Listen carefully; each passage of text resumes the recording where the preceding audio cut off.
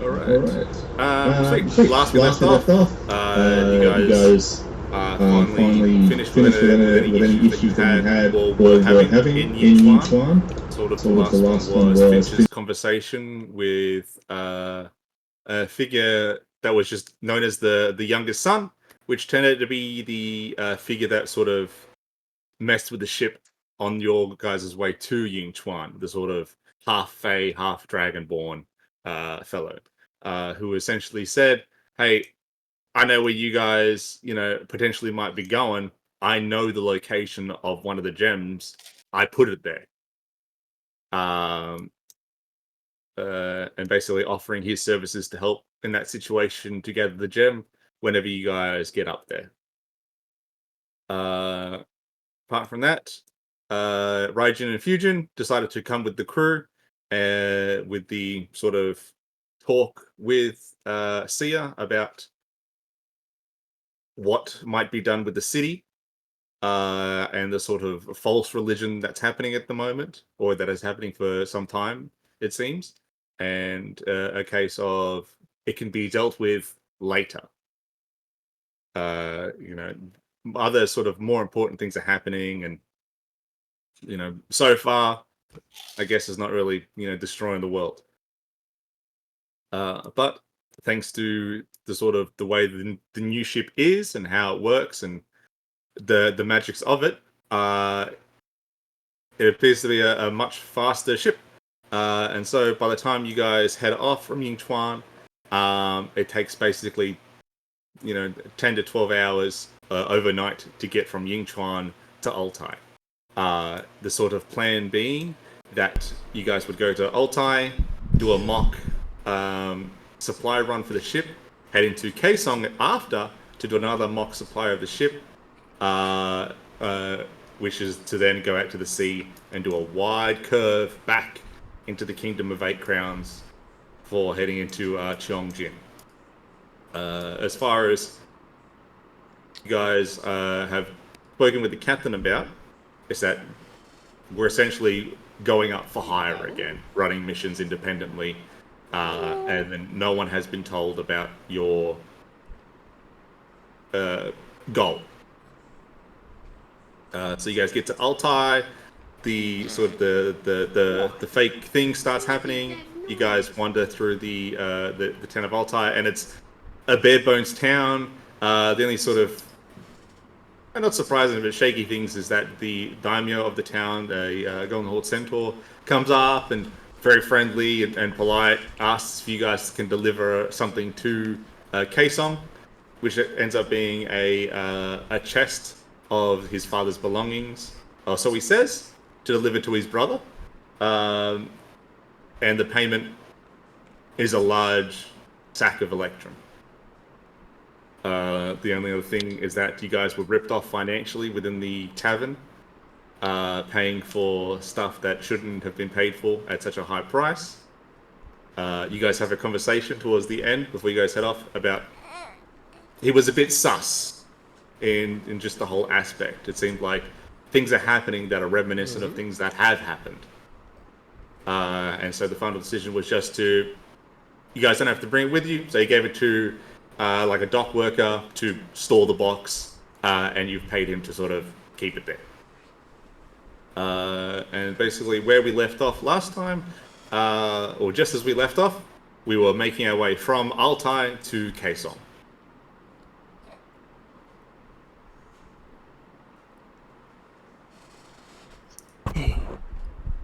How is the travel, mate? Travel is fairly quick. You guys are leaving sort of closer to midday. Asking around, the captain says you're going to get there within 3 to 4 hours. That's awesome. And what do we expect to see on our arrival? If I'm speaking to the captain. Uh, Captain goes, well, Kaesong and Altai are old, like old Arcosian towns. They haven't been brought up. So whatever you were used to before in your time, it should aesthetically still be the same. In in the regards to the fact that we're not going to be there long, I don't expect any sort of complications. Oh, good. That's good. Well, I think it'll be a speedy 3-4 hours then.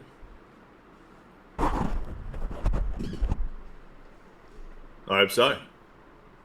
I'm just going to go through some paperwork and I'll let you guys know when we're heading. Thank you. And I'm going to go back to... Do each have a personal quarters, or we have one quarters for the total of us? So if you want to go to the D&D chat, Mike. Ah, yes, I did see we have pictures of the ship. Yes. We didn't have a quick gaze at this. Alright, open in browser. Oh yeah, that's cool. So your guys' room is on the second floor. In the cargo? No, that's the first floor. So you want to go to on the rooms portion of the ship. Your guys' room is at the very tip. Oh, that's cool. Oh yeah, I see. Yeah, yep. Oh, that's cool. And the captain's quarters is the one on the far right. No, the captain's quarters is a layer down at the back end of the ship. Oh, I see. Yes, I see. Yeah, that's cool. What is that room? Just above it. So that room is the command part of the ship, where Right. the ship's sort of arcane intricacies are managed from. That allows the ship to fly, be fueled by magic. It's also where like magic gear can be looked at, and it's like you guys have your own wizard's quarters to go and suss stuff out if need be. Cool.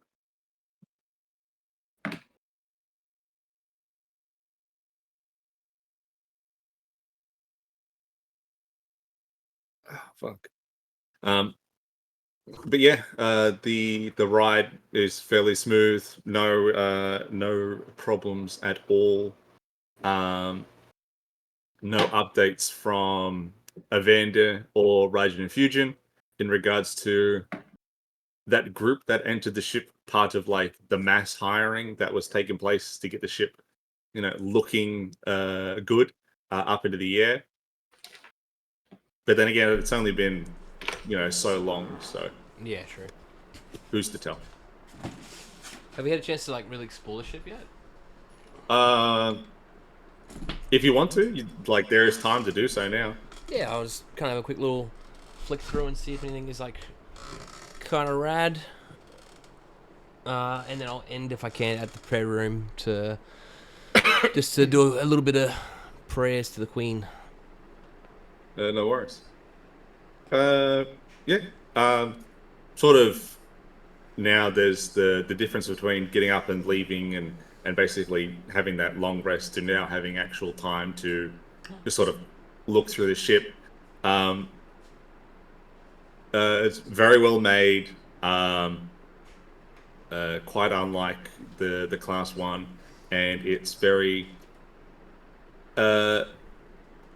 Sometimes it feels small with the amount of crew that are there, which supposedly feels 80, but you never feel like you're getting claustrophobic. Cool. All right, sweet. Yeah, I'll go down to this exquisite-looking prayer room, mate. Yeah. It's basically that whole part, or like 3/4 of that ship, of the sort of the hull, Yeah. has been renovated to be Sia's personal preaching zone with like 2 sets of personalized shrine rooms. Oh, yeah, that's cool. Is there a room for third-party gods? Articulately, no, but there's no sign that says foreign gods beware. Yeah, okay, cool. Then yeah, I'll go in the room and I'll give a sit down and meditate and pray for maybe like an hour. Yeah, roll me a religion check for me. I'd love to, mate. Alright. Oh god, these dice suck fat balls. Religion is going to be an answer of 11, mate. 6 plus 5. 11. Yeah. Hmm.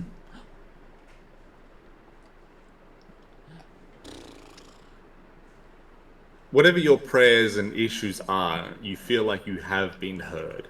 Alright, cool. No breakthrough per se, but just a case of like, cool, she's still there. I'm still on the right path. Yes. Oh, buddy, what's going on? Sia and Finch.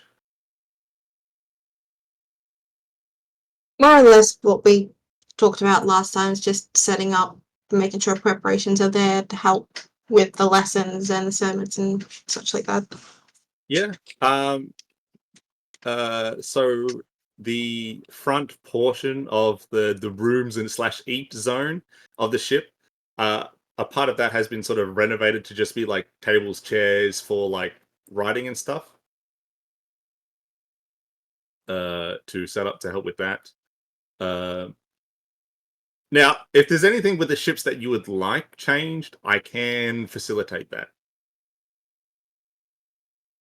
Like if there was something that we wanted the ship to have that we didn't have before, it's totally fine. Is there a place for like combat practice?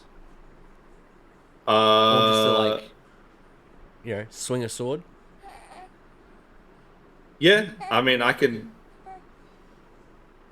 Besides, sort of on like the back and front end of the first floor, which is relatively empty. Yeah. There's also just the deck. Yeah, I guess you can put like some training dummies on there. That'd be cool. Yeah, Or we cut off one portion of the religious area. that's up to Sia. No, I'm good. I wouldn't do that. Even just a spare little section of space.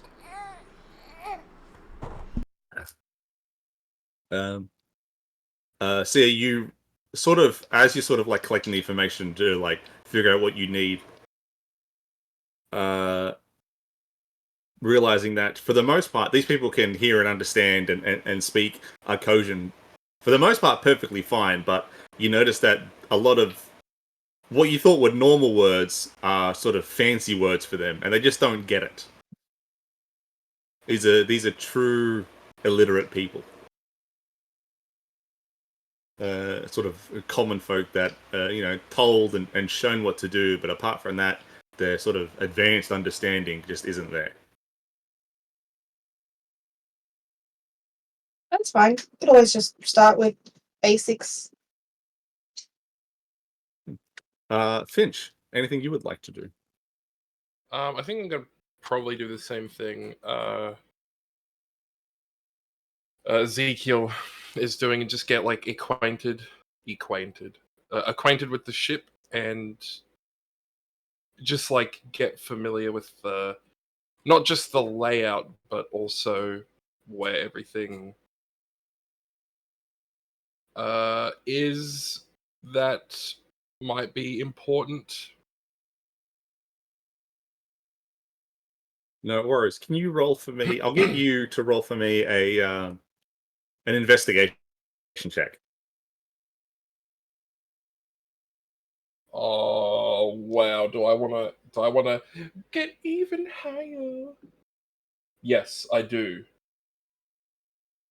That is going to be my highest roll yet. That, Jacob, Yes. is a 38. 38. Hey, look, I'm glad we're using it for something like this, and it can't be used against me later on. I'll take that high roll. Sweet. You just spec out the ship. You know, in the free time that you have, there's no rush, there's no nothing. Specking it out, and it's the ship is made from stronger materials than the last ship. The part of the difference between this ship and the last ship is that there are no like windows. It's just straight wood, top to bottom. No portholes, none of that. The only way to get into the ship without sort of breaking in is through a sort of a whole bottom door at the bottom of the ship, and then through the top.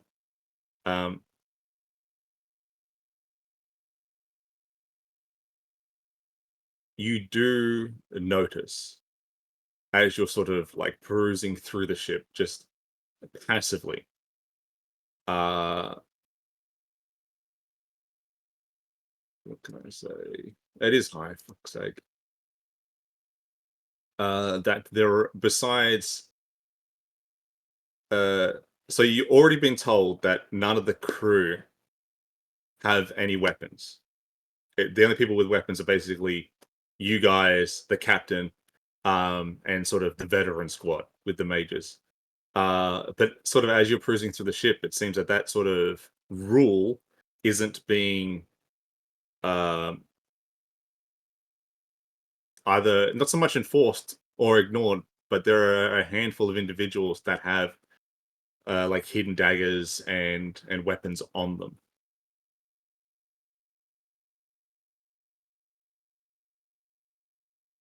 Right. As you're sort of given the ability to go through the ship as you want, as the sort of owners, you know, you're allowed access into the sort of ship's control room, where the four wizards are sort of at work going through tomes, scrolls. Every now and then you'll see one sort of like chant within the sort of circle that's been placed, the arcane like language. It sort of almost looks like it bleeds into the woodwork of the ship itself. We'll go in there and sort of like expel magic into the ship, whenever you feel like you can see. No one else but you and the wizards, or maybe even the captain, notice that every now and then you'll feel the ship just drop speed by like 0.1, 0.2, and then a wizard will step up, expel arcane into the ship, and it'll pick up those extra points again.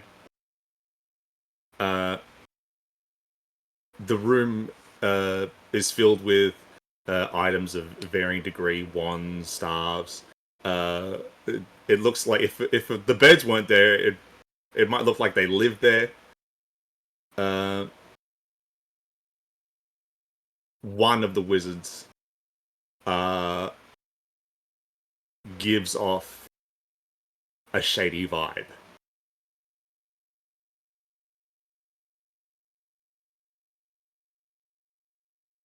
A shady vibe. Yeah.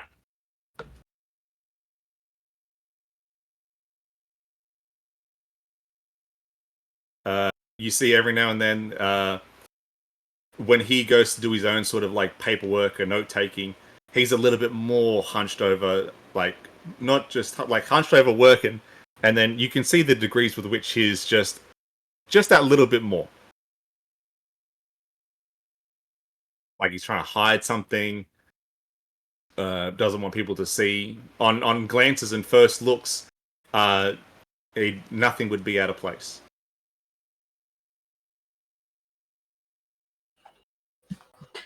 Oh. Well, I guess I'll walk up to him and say hi. No worries. This is the wizards aren't Arcosian. You have what looks to be two humans, a half elf, and an elf, and the half elf is the shady one. You walk up to him, and just as he's finished, sort of like scribing something down in a scroll before he tightens it back up, and he goes, Master Finch, may I help you with anything?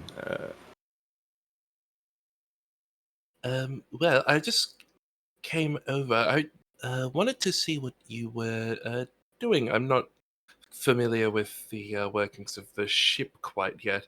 And I'll just sort of like lean in and over and just sort of look at what he's writing or scribbling on while I'm talking. Yeah, no worries.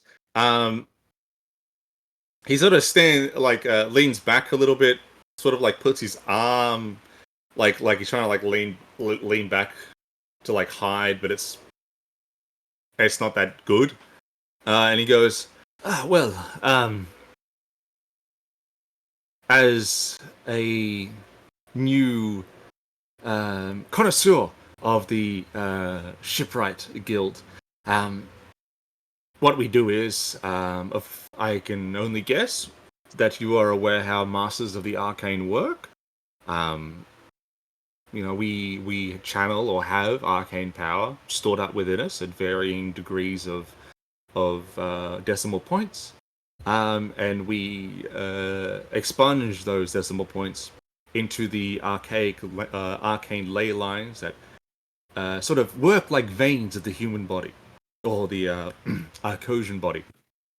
The sort of magic pumps into the ship and allows the sort of dormant runes that have been worked into the woodwork to give it life. And so these you keep track of all this? Yes. Everything must be noted. And he sort of like claps around a little bit, grabs one of the papers of the desk to bring it to you. And you can easily read that it's a sort of like a cataloging system of what time, who by, how long, what amount of like everything in regards to the like moving energy into the ship. To run the ship, it's it's important that we keep track and write down everything in regards. But I was told the lesser class ships didn't have such problems, but a ship of this class, information is invaluable in knowing. We don't want to overflow the ship with too much arcane energy. We don't want to starve the ship of too much arcane energy. So it's good to we keep this sort of information. What was the most recent thing he'd sort of been scribbling on? Can you roll for me a perception check, please? But can you do so with advantage? Riding off the coattails of that high investigation. Okay, I was going to say it's a good thing that was advantage because that first roll was bad, but that second roll was also bad. So I'm going to spend another shrewd investigator here. That was also fucking bad. Okay, shit.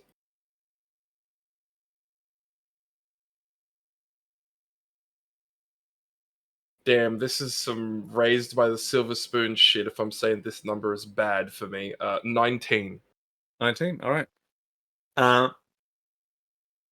You caught him sort of unprepared, so there's not much time for him to hide it, but where he's now like re-resting his back arm, you see that sort of a bit of parchment is sort of being partially hidden by sort of his elbow, like winced back, and you can make out on the top of it a form of report to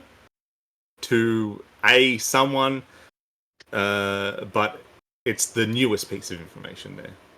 That's where he grabbed that other report from.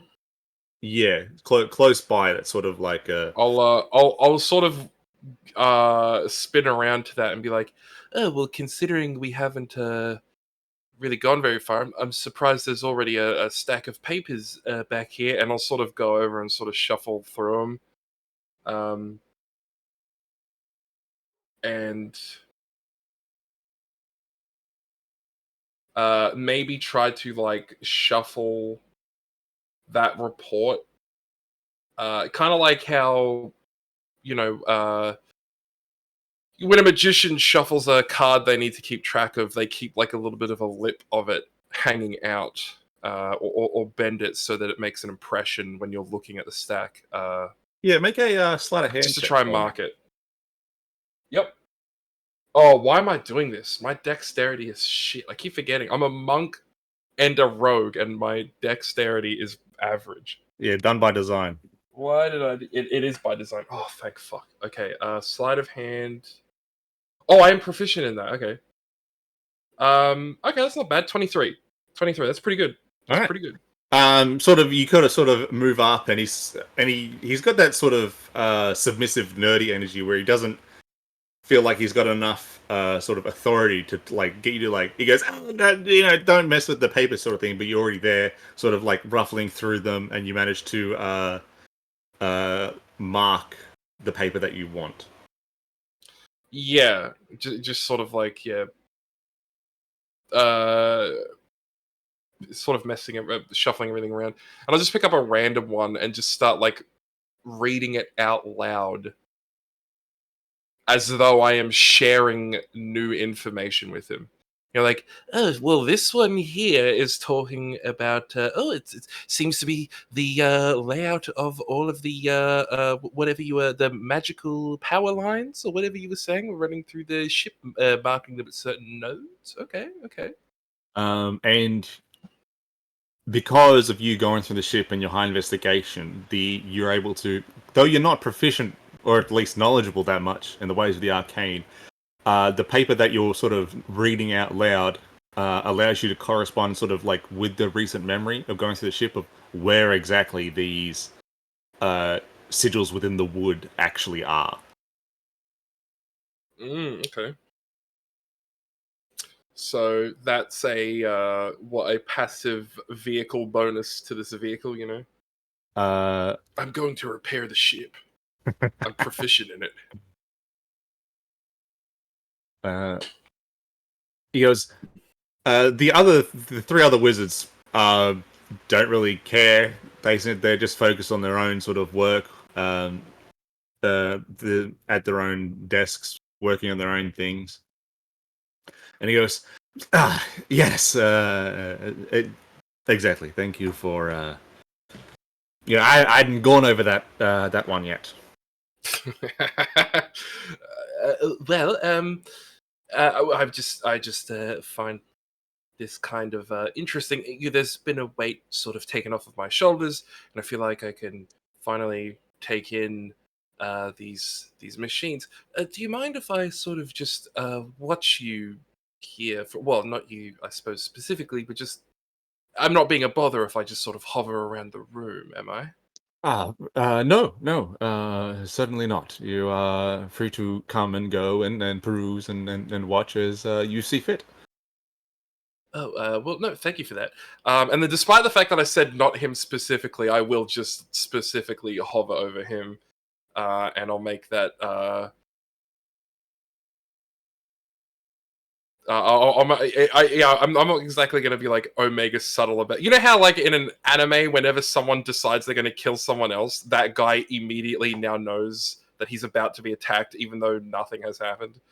It's like that. Like that. I felt the murderous intent, or whatever the fuck that was. It's like that, where it's just like, oh, I'm just going to hover around the room, just check out all the wizards, but then just like kind of lean in and look only on the at one. him. Yeah. Anyway, just- hi, I'm Finch. Anyway, and they just like stare at him. No worries. I'll just sort of observe him work. I'm not actually thinking that I'll get something from this, but I'm just more so letting him, trying to project to him that I am Aware I of am a something. fucking oracle. Not even aware, but just that I am the eyeballs guy. While I'm in the room, you can't get away with anything. If I Indeed. walk into the room, you need to be saying, oh shit, and then be putting everything in drawers and shit. I'm the if this is a game where you're hidden or something, I'm the NPC with the eyeball above my head, indicating that I can see through your invisibility or your disguise or whatever. That's me. I'm trying to mark myself as that motherfucker. No worries. I take that into consideration as the eyeball motherfucker. Yes. I have the dot above my head. And for the most part, Wessel tags along to peruse through the ship with you, but then sort of heads back to the quarters with Ezekiel.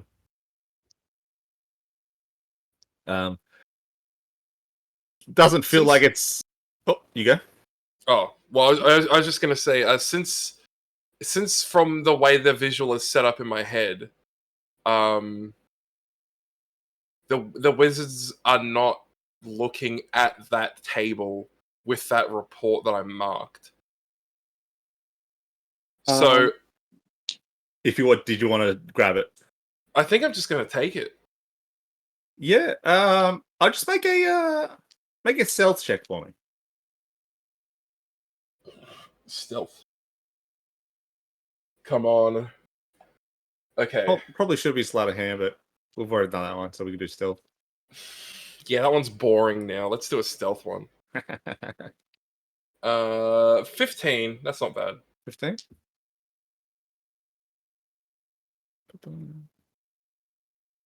All right. Sweet. The two humans and elf sort of congregate and talk about something that someone had sort of raised an issue with, and as it sort of looks like it might lead into an argument, your little your the guy that you're watching sort of goes in there to sort of like, you know, break it up, and in that moment where they're all distracted, you grab that paper. Damn, he breaks it up. What the fuck? Yep.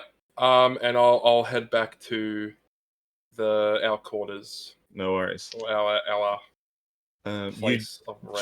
During the whole watching, the sort of hierarchy of the wizards becomes apparent, and even though it seems like he acts like projection of weakness from him, he is the senior wizard there. Mm.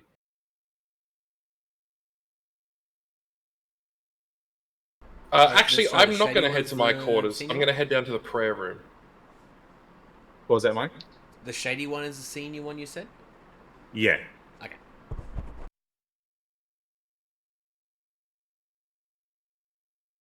And then where were you going, Finch?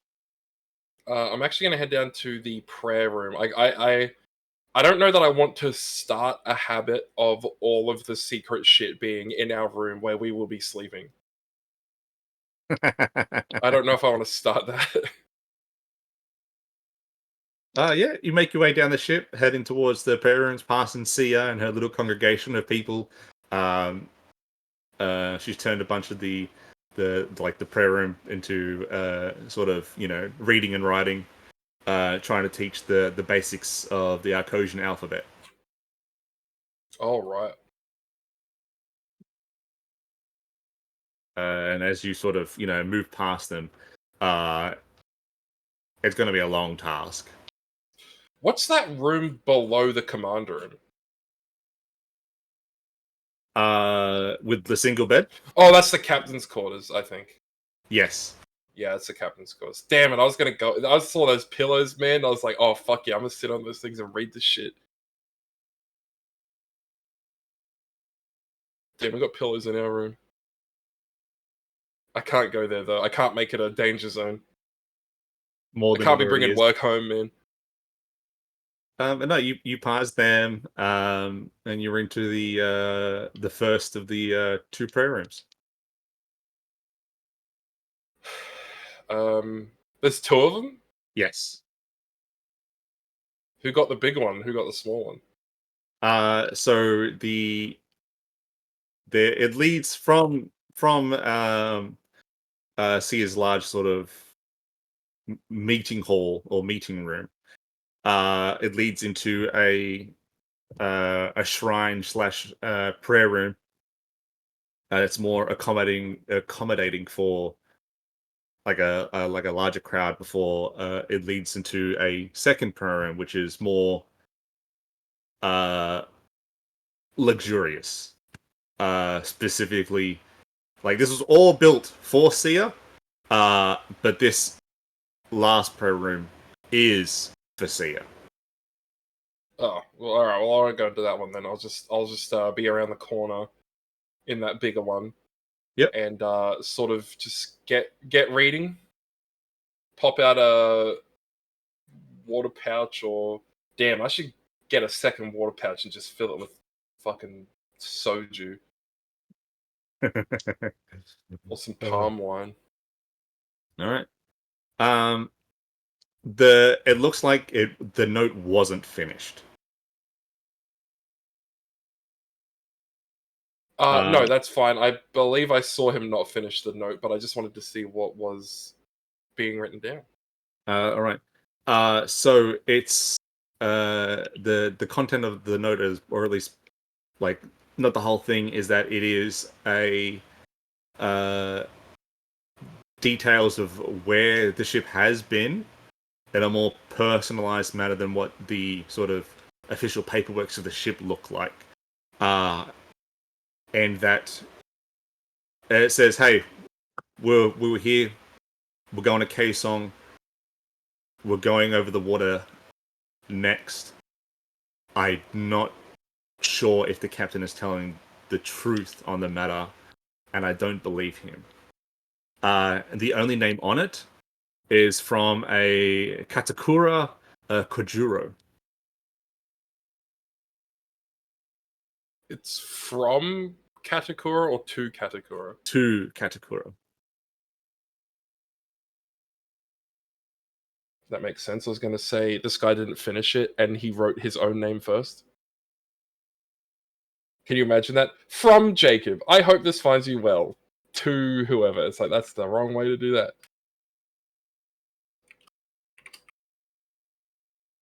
What was the last name? Kojuro. Kojuro.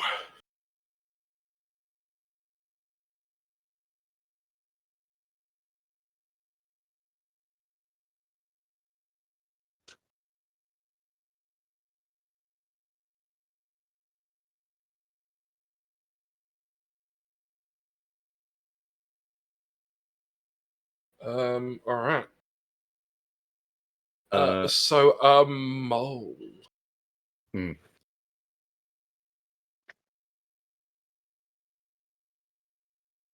Just an information gatherer. By the wording of sort of the last sentence before it got cut off, you could hazard a guess that it might have been leading into a sort of "can we meet?"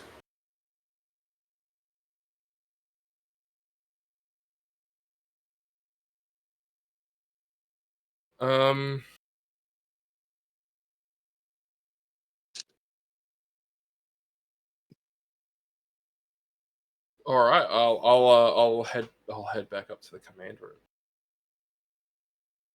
Oh, all right, sweet. Yeah, you head back up to the command room. They're still working away. I will.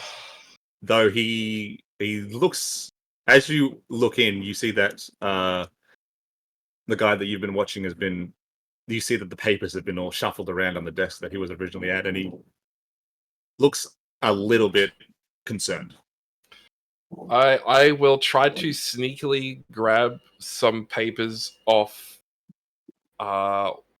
some other station that he's not at. Yep. And I'll walk up to him and I'll be like, "Oh, sorry, I sort of just walked out with a bunch of papers. Which one of these are yours?" And I'll just sort of like flip through them. He'll look at him and he'll go, "Ah, it doesn't matter if any of them's mine. They're all. Thank you for returning them back." And he goes to grab all of them. Yep, and I go, "All right, yeah, no, sorry about that." No, totally fine. Sometimes these things happen.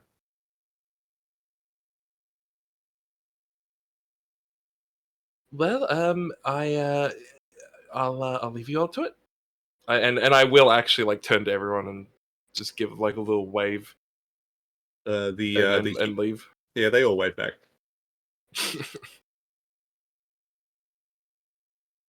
All right. See ya. As you're sort of in the midst of teaching these people how to hold quills and pencils and whatnot, a vendor comes up to you holding his sort of own personalized chalkboard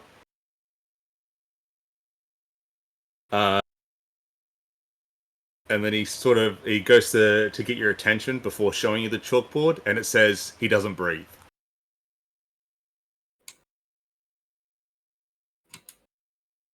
But he's still alive? He just nods his head. Good to know. I just keep an eye on him. Just nods, bows, and walks back up. That's concerning. Tia's gonna wait for a chance to do it naturally before going to go find one of the others to tell her what she's been told. Yeah, I mean, you can just palm the workload off into, Raijin and Fujin. They're there helping you out. Easy enough to go, I gotta go sort this out, and then they'll be like, yeah, sure, no worries. Yeah, they'll do that. I just want to do it in a way that doesn't make... Because there are some people here under the other religion as well that we are aware of. I just want to do it in a way that won't raise their suspicions Yeah. that I'm watching. Well, at this point in time, none of those people are sort of in like. Well, they're not in the room. The people people that aren't who you've been watching are sort of in this room. So you're good to just like palm it off. Assistant teacher's going to take over for a little bit. All right, I'm going to go find the others. All right. Yeah, they're all by this point in time, everyone's back in your own personal quarters.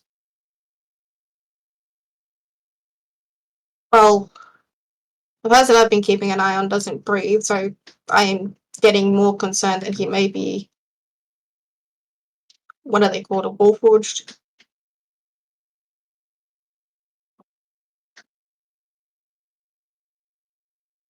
Wessel goes, so what do we do? I don't know, maybe best to bring it up with the captain to give him a heads up if they're planning something here as well.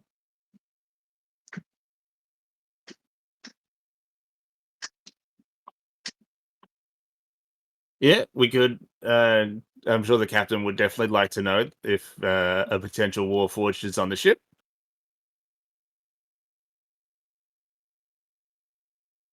Anyone else have any ideas? Finch? I'm not sure. Right, well, I'll Am I go there find the captain. actually? Huh? Yes, you are there. Everyone is in the room. All right. I'll go find the captain and let him know. Sounds good. I guess I'll go look for the captain. It doesn't take you long to find him. He's busy looking at bits of the ship with a curious look. Sees you coming up and goes, see ya. Anything I can help you with? We're about 30 minutes before we arrive. Glad to hear it. And just having a quick look around, there isn't anyone concerning that's nearby. No. Alright. Then I'll just come out and say and just let him know this particular person been keeping an eye on him and he doesn't eat, he doesn't really eat, he doesn't breathe. We just have concerns that he's potentially a warforged. Right. Well, if that's the case, I'd rather we wait till we reach Kaesong before we do anything, just in case. Of course. Just thought I'd give you a heads up. No worries. I'll be looking into it once we land. Thank you. And then just make small talk before heading back to what she was doing before. No worries. And then not long later, the sounds ring out through the ship before the captain's echoey voice rings out saying that we will be at Kaesong. and then you feel the ship slow and then descend.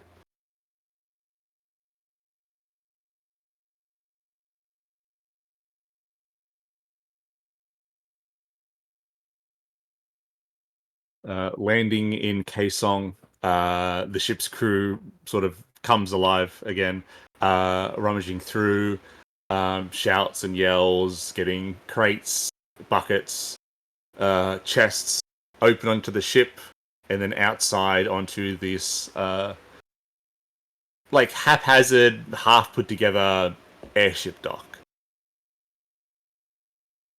It's like 4:30 in the afternoon.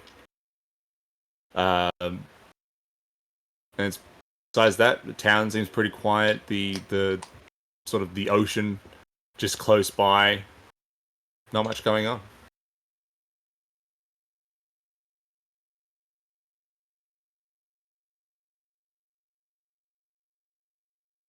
Is this one of the stops on the way, or is this the goal for now? This is the last stop in friendly territory. Okay. Yours. This is the stop where essentially the ship will be surplused with food and materials, and for when you guys leave. What's actually in Kaesong? Do we know? No. You don't know what's sort of in Kaesong. The only sort of standout thing which is in the distance, besides the holy peach tree still on fire, is up on a sort of large hillside further out from the town. Is Kuroshi Fortress.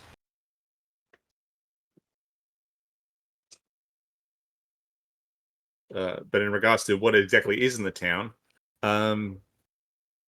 you guys have no idea, unless you wanted to ask beforehand. Yeah. I guess as we're arriving.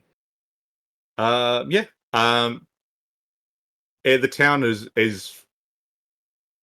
sort of identical to Altai, in that it's just had a boom of people from the fleeing, from sort of the loss of Nanjing, run by a daimyo like Altai, by the name of Mendak Batsuka, a Golden Horde centaur, like Altai. The town has 3 inns, 2 of which were previously Rakshasn owned. One of them's called the Darkest Wing, and the second one is called the Bluntest Table. The bluntest table. Does it have a sister up in the north somewhere? Not Perhaps to anybody's Nanchang? not to anybody's on the ship's knowledge anyway. It seems that a lot of the people on the ship have never been so far away from Yingchuan, and the thought of anybody on the ship going even further north is highly unlikely. But the third inn, which isn't old Rakshasn, is supposedly a fairly new inn, called the Tables Turned, because it was won in a game of mahjong. Why is that familiar? Apart from that, it has a couple of sort of general purpose stores, but a lot of the more specialized businesses have been moved to Kuroshi Fortress to deal with the sort of closeness to essentially what people on the ship call the pit. which is the large cavernous hole to the north of the town.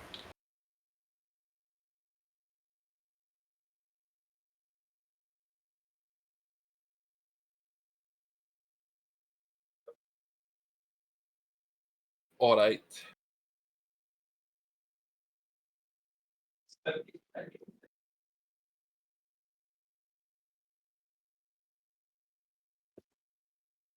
Anything you guys would like to do here? Captain comes up to you guys and goes, There's going to be a bit of an issue. And that issue is we have too many people. So, for story's sake, we're going to offload a bunch here under the sort of general idea of a rotating crew. I know the daimyo is going to agree. I just haven't spoken to him yet.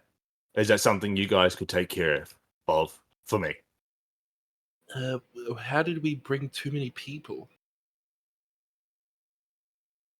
Well, during the mass hiring, okay, that wasn't a lie. We brought the right amount. All the beds are filled. I think we brought too many people for our specific mission.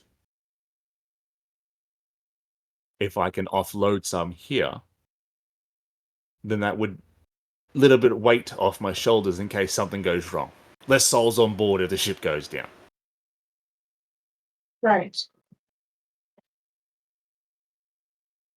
So I'll go through, weed out those that,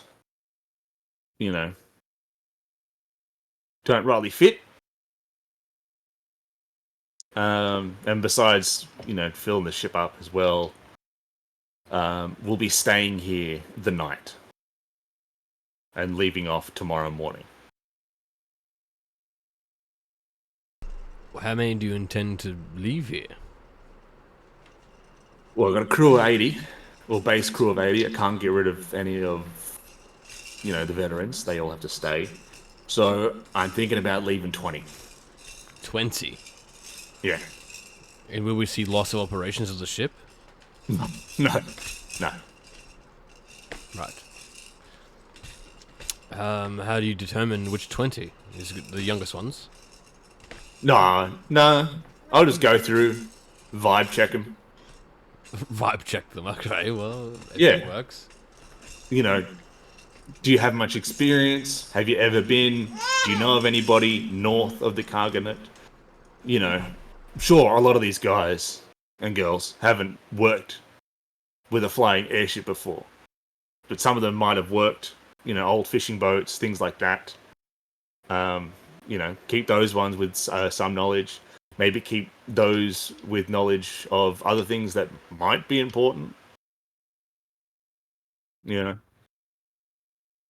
No one really brought weapons, but if it ends up we do need people to swing weapons, I'll need to keep some of those.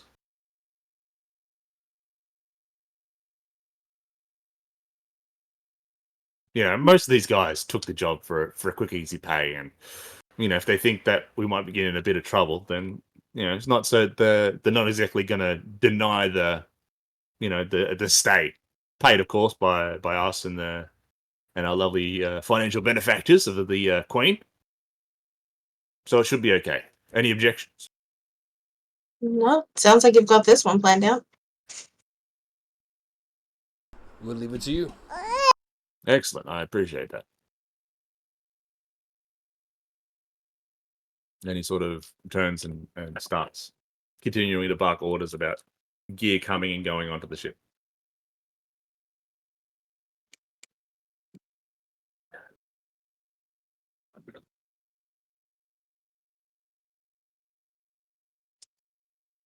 Wessel goes, so do we want to go see the daimyo for the captain, or if we're staying here overnight, do we want to stay on the ship or find an inn?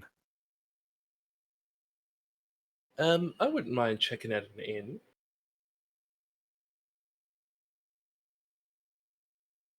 Do we just want to check out one or check them all? I mean, Altai only had one in, and I don't remember any of the other small towns that we've been to having more than one. Well, the where we stayed before we went to the labyrinth had like 4. Yeah, but that was in a major town. Like, that was the capital, wasn't it? Was that the capital? Well, I believe so.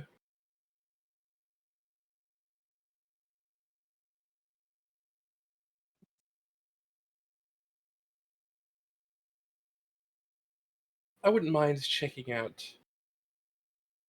Well, I wouldn't mind checking out all of them, I suppose. I mean, They're we not a got very time. far walk from each other. I would hope not. But, you know, you can only do so many laps of the ship before you get bored. Sure.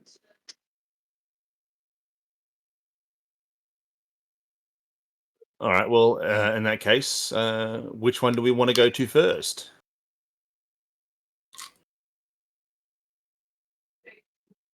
I will.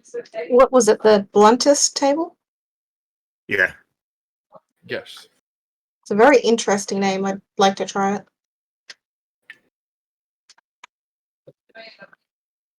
Yeah. Sounds good. Hopefully we won't get ripped off this time. Like,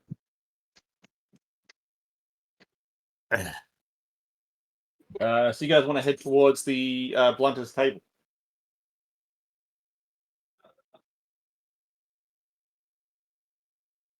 yes, I Good. believe so. Give me 1 second.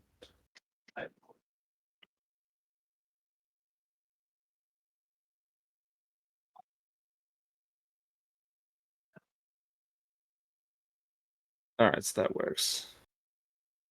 Sweet. All right. You guys head off the ship, making your way into the town. Sort of as it's switching into the sort of like day into the night. It seems that like night markets are being set up. Lanterns are being lit and strung across roofs, connecting. At least the main road through the town is being set up for a sort of like night markets and then and a festival of some occasion. Jesus Christ! But it's not hard to just flag a local down to ask about the bluntest table. He points and tells you the direction of it, and you're there within 10 to 15 minutes. It's a one-story building. The outside is very reminiscent for Ezekiel and Finch of the sharpest table in the layout of it. Mm. But it only having one floor is very it's a little bit odd. Mainly because most rickshaws and inns were, they went high.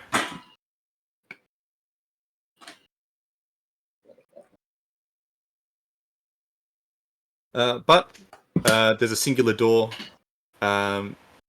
that's sort of hooked on like a Western style saloon door that just swings backwards and forwards. You see some townsfolk come out of it, but they look a little bit nicer than some other townsfolk, so they could be a little bit wealthier. And doesn't appear to be any sort of guards or armed figures on the outside.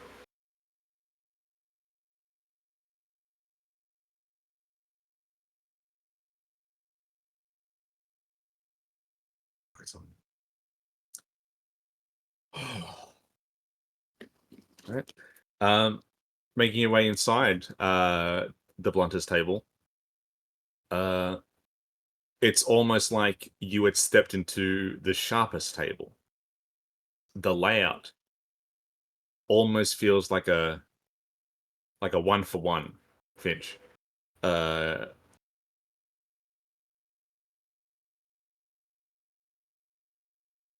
There is no front desk, that is gone, but everything else is pretty much the same. Where except at the back, where there would be the stairs that twine up onto the like various follow-up floors, there looks to be a series of doors, 5 in total.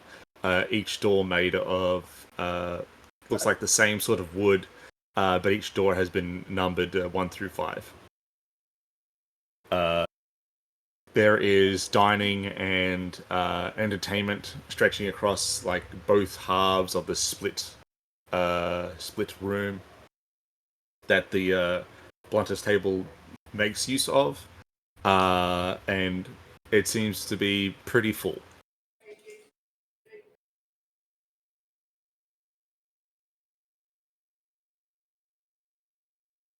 But there is no reception, and no one seems to be coming up to inquire about your business.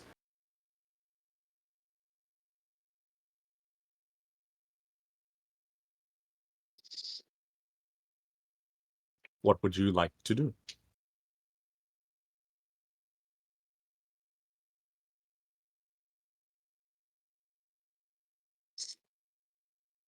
Is there any staff nearby at all? Besides those working to sort of entertain guests and or that are already preoccupied entertaining guests or cooking food, there doesn't seem to be any sort of like vacant staff. I was just grabbing a drink. I'll just look if there's no one around. I'll just look around. You know. Yeah. It seems that the blunted table has been condensed from what the sharpened table was like 6 floors. It seems that it has just been like squished down so that everything is on the singular floor. A lot less space than the sharpened table was. Food is instead of food being cooked somewhere else and then delivered, food is brought out and then cooked at sort of like those places where they cook in front of you. There's a bunch of those that are all pretty packed. Coming out through doors 3 and 5, where the staff are exiting from. Entertainment is basically gambling, with a sort of play that is being held using puppets and shadows. It appears that the play is a local story of a fisherman losing his wife to a fish.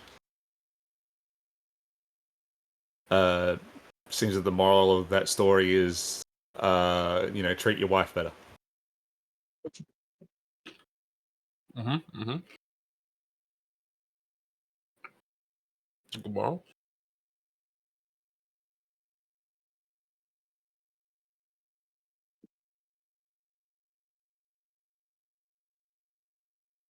Oh my god. Fuck, it's just muggy as shit.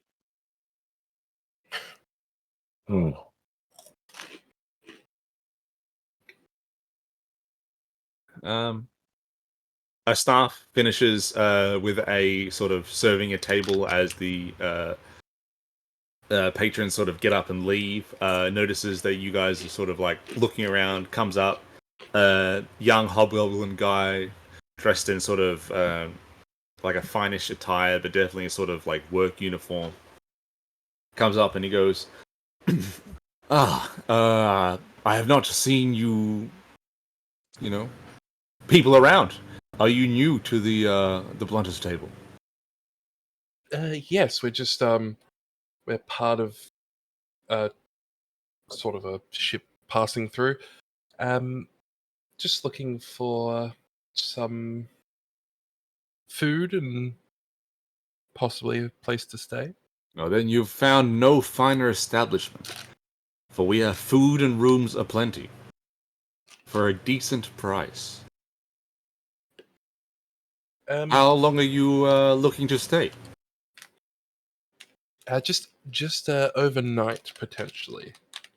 Then that is not a problem. We have rooms specifically for sort of one-night stays. Is it just the four of you? Probably. I would Huh? say so. Yeah. All right. Well, in that case, I can get you acquainted with a room, get you acquainted with food, drink, some entertainment. If that is your thing or not, either way, it does not matter. It is paid for in total. And if you could follow me, we could sign the paperwork and get you acquainted. Paperwork. Yes. Just a signage of who you are, how long you're staying, things of that nature. Oh, okay. When you said paperwork, it just it made it sound a little more serious. Yes, well, here at the Blunters table, we take that sort of professionalism quite seriously compared to other inns and taverns of the like. Our biggest business is returning customers, returning patrons. They come and try the one night, and I'd say a large chunk of them always return.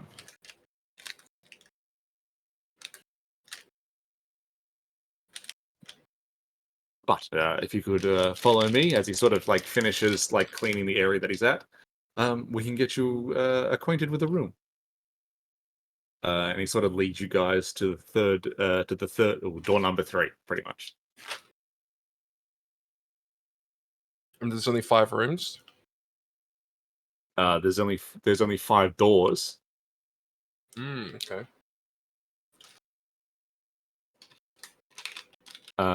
He opens door number 3, sort of pushing it in, and it leads to it opens up to a long, luxurious looking corridor. Seeing from where you guys are without stepping in, it definitely gives the appearance that this place is a lot larger than it seems.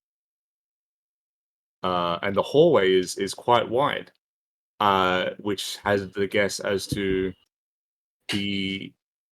what do the other doors lead to.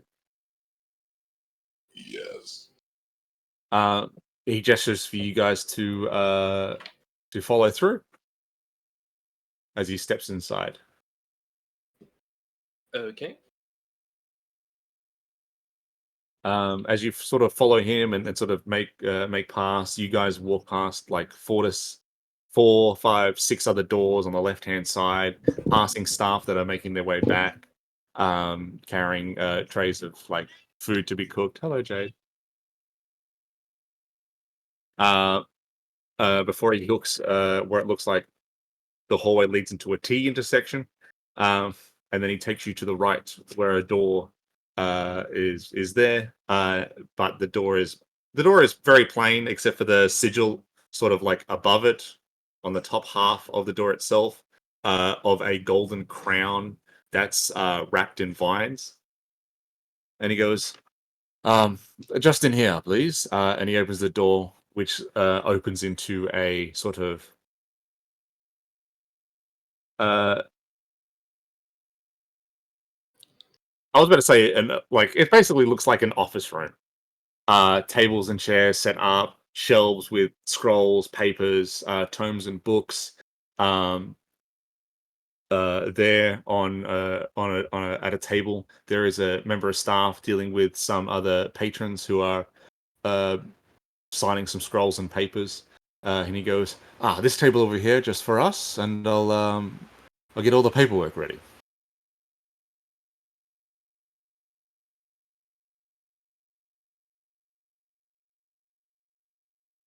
It waits for you guys to sit down and get acquainted before he starts ruffling through the cupboards and all that. I'm All just right, gonna well- follow Finch's lead on this one. Yeah, I'm just gonna sort of look around the room for a sec. Yeah, he's ruffling through some cupboards, so I feel like I could socially get away with not immediately sitting down. Yeah. Just gonna look around, just see what's up. You know. Not much in this, in all the, at least at a glance, not much. Just a room full of like papers, scrolls, ledgers, tomes. This seems to be where they keep, or at least looks like where they keep everything that's written down. The two tables over, the people that were already there when you got there, looks to be like a couple of bugbears, as in an actual couple. The oldish looking, probably in their like late 50s, gentleman going, yes, thank you very much, and I appreciate the what you're able to do for us on such a short notice. Their stuff going, hey, it's no worries whatsoever. We do what we can for our patrons, and a happy patron is happily paid. Before they themselves walk out of the room. Your staff member sort of turns around and sort of comes to the table, puts down some papers and a quill, and he goes, right, well, if we could, we'll just go over the paperwork, we'll get it to sign, and you guys are booked in for the night. Any questions? Does he have the paperwork? Yes, he does. Am I able to just read through all this? Oh, yeah, that's totally acceptable. By all means, please read They through it. keep saying paperwork, which makes me think of like clauses and conditions, and he's like, "Oh, just Yes. name and ID and shit," and it's like, yeah, well, no one would call that paperwork. Yeah, I just just be want to your make sure the details. charges aren't being put against us. If there are. I'm not even thinking of charges. Dude. I'm I am. thinking we have the right to legally eat you. I'm thinking of that shit. I'm thinking of some insane stuff.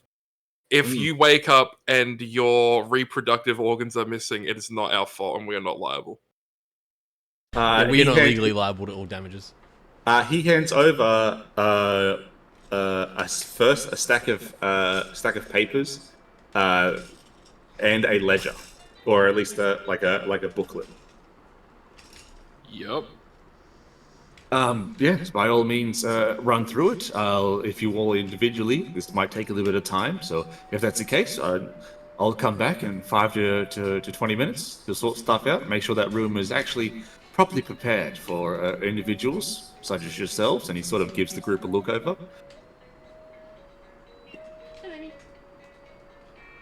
And then he gets up and leaves.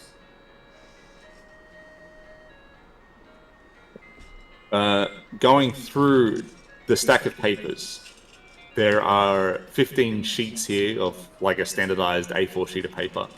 And there is a place to sign and even date at the bottom of each paper for all four of you.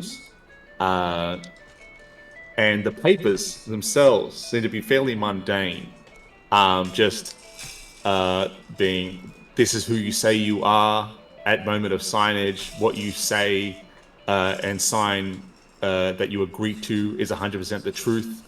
That if you lie or it is found that you are lying after signage, you will incur at minimum a 50 gold fee and at maximum 10 years of prison time with a 5 gold a day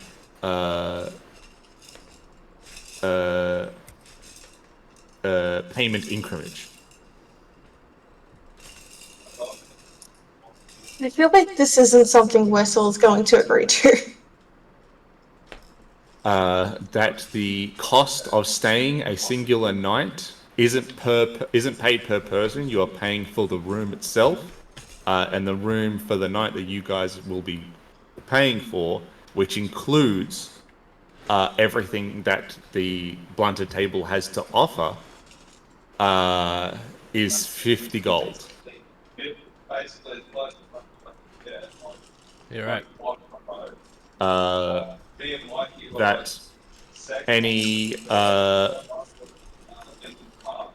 loss of life, any injuries, anything bad that might happen, things get stolen, is not the fault of the blunted table, and that any of that stuff is not their concern.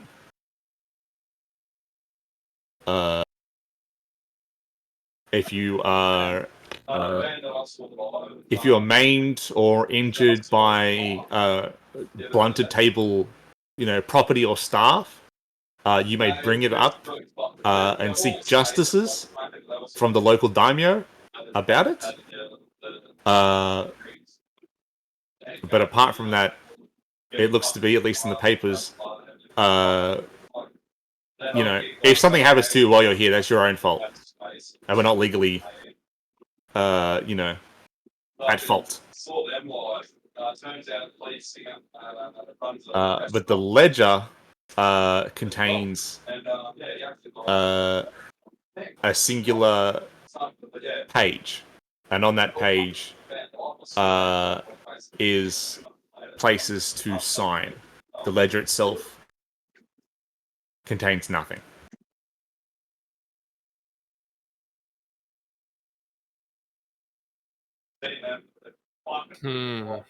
Sounds like a fun document.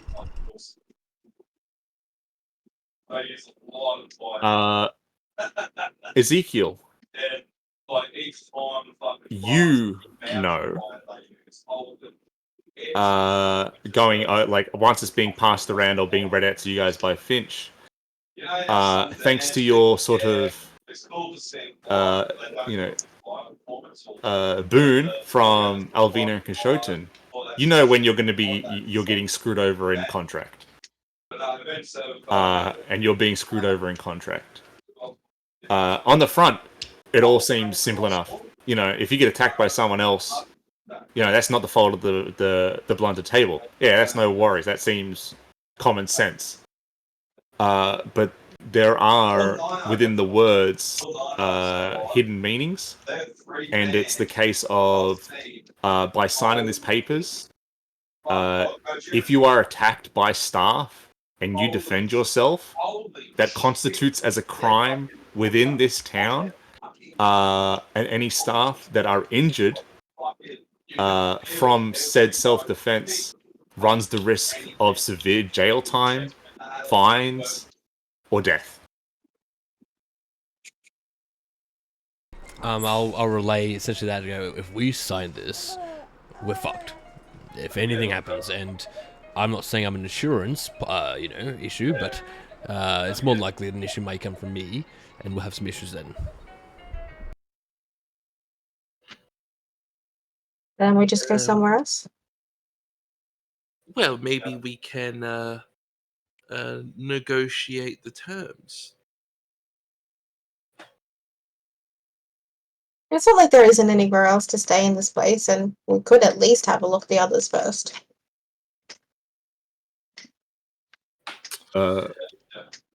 Wessel Yeah, goes, that's true. "Yeah, you're right. I mean, I don't want to be attacked by staff."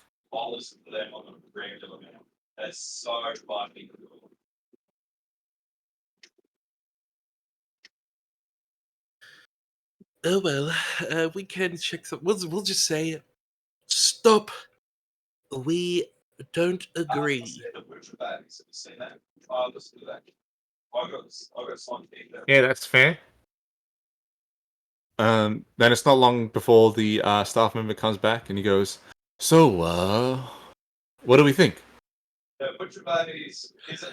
We have decided that we do not agree to the terms. And that is perfectly reasonable and understandable. I apologize if that is the case, but if you wish to stay at the blunter table, these things must be agreed upon. Yes, well, we don't want to imply anything, of course, but just that the conditions are written in the language of, let's just say, scam adjacent. Well, if that is what you think, then I can only, It's just it doesn't feel comfortable. Well. It could be better. Unfortunately, those are the standards of the I think blunted in table. some sectors you can be too professional.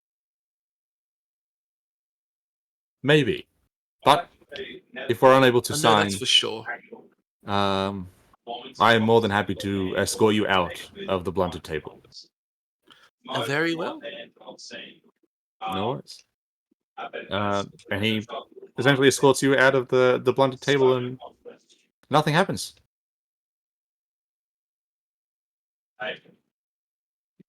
Well, which one do we want to check out next? Wessel goes, I'm happy for whatever. Well, then let's just head to the closest next one.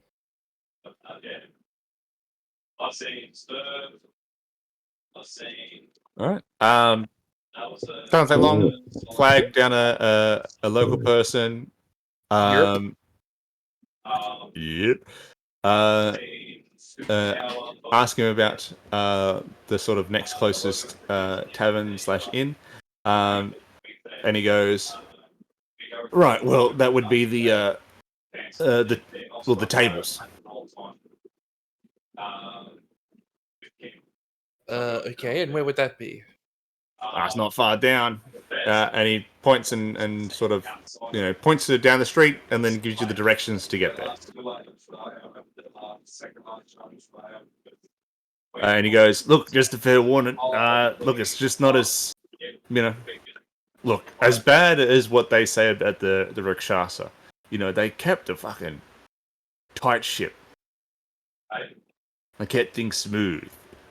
Things were looked after. The new owners, they're doing a job. That's for sure. So you've still got that sort of same quality. But just to let you know, this one wasn't originally Rakshasa owned, so the quality really isn't there.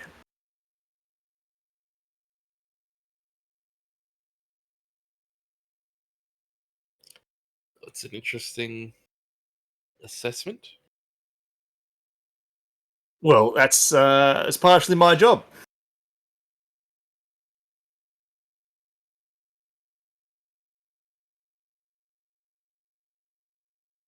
That's what I do. I assess things.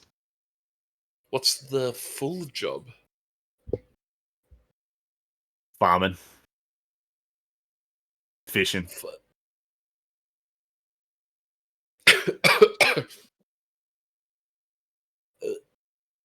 Assessing things is part of the job.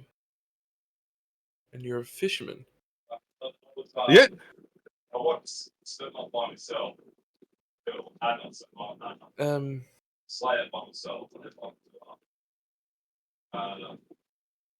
I Why? suppose. Is that not something that you thought of? Is this new information to you? Well, I just wouldn't have considered it to be something that required extraordinary assessment. I mean, I could say the same thing about shopping for vegetables. that was something that would require assessment of whether or not the zucchini is bruised or something. Well, it's all about, the fish that gets caught. Where the fish that gets caught. What's the weather doing? Are the Tortugan fucking about in the water? Are they friendly? Are they not friendly? I mean, that's just regular sensibility. See, you would think that, but it's not. Sensibility fucking went out the window years ago, mate.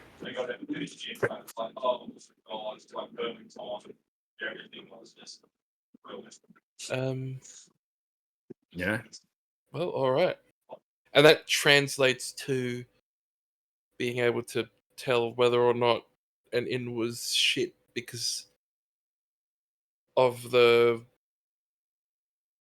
quantity or missing quantity of Rakshasa? Yeah, look, it's all situational.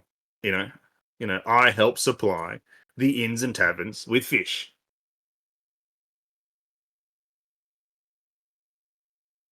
Not just here in Kaesong, but in other towns and villages as well.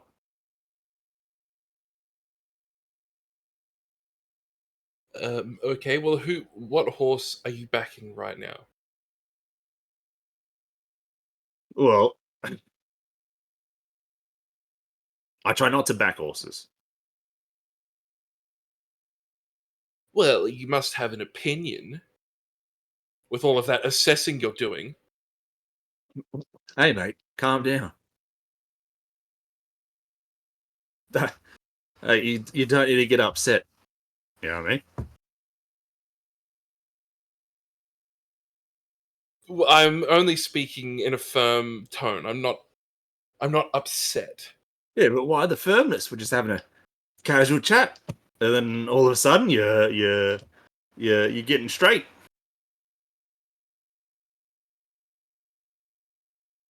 Well, what's your opinion?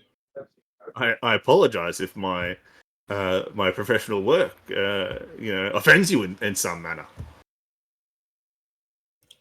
It does not.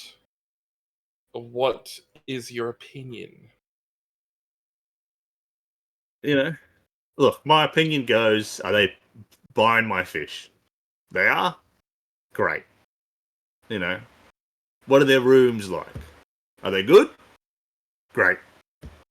It just you can assess that if a tavern or an inn or a pub or a place to of that nature was used to be Rakshasan owned, then the eyebolic assessment is that for the most part the people that now run it do their best to keep up those same standards,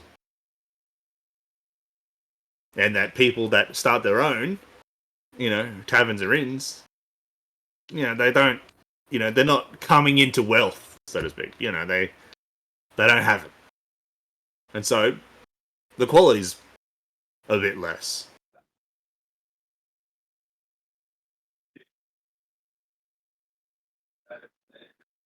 Well, who is on top right now?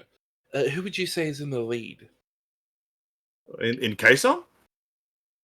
Yeah, Well, the the blunted table, I'd say. we just came from there. Yeah, I know. Well, who other than the blunted table are in the lead? Well, there's only one person in it. Not only one thing can be in the lead. You can't have multiple things in the lead. There's position one, and then there's everybody else.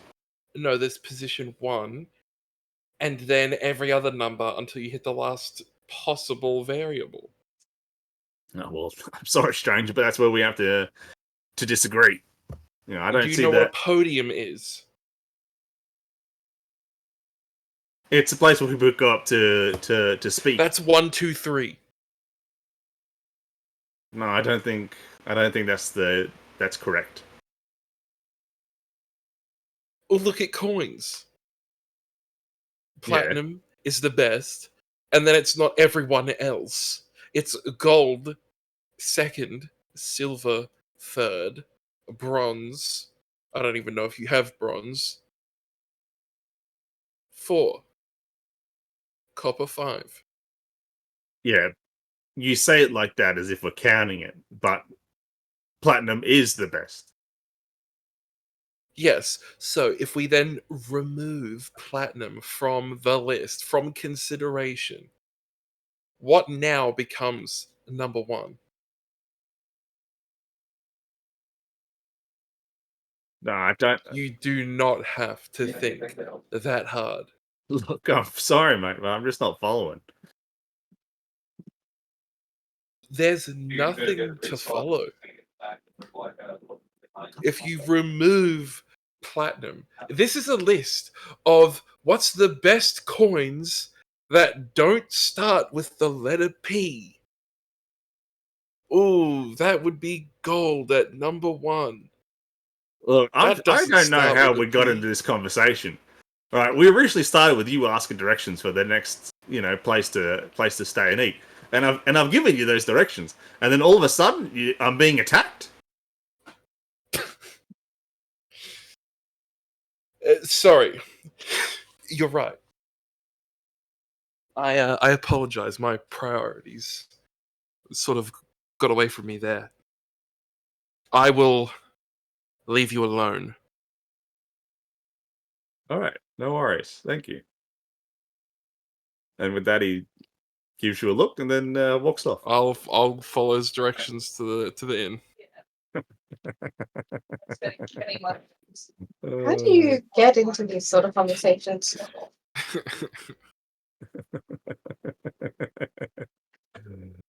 Oh Well, so you god, feel bad for that guy. He just said the wrong fucking thing, and then that was it. Stunlock conversation. It doesn't take you guys long to get to the flip table. It's not in a, the quality of the area that this place is in has decreased, and it looks to be just a 2-story building. It's a bit long. Definitely does. It has like none of like the taste and temperament of a Rikshashan inn. It looks to have been built within the last maybe 6 years. Stumbling outside of the doors is a couple of like drunk-looking farmers, and then like a 5th member of their party is thrown out as a large Goliath man, sort of like tells them to piss off. Remove yourself, large Goliath man. You can hear in the distance through the near the or in whatever's happening within the main street, festivals and the sound of games and all that jazz.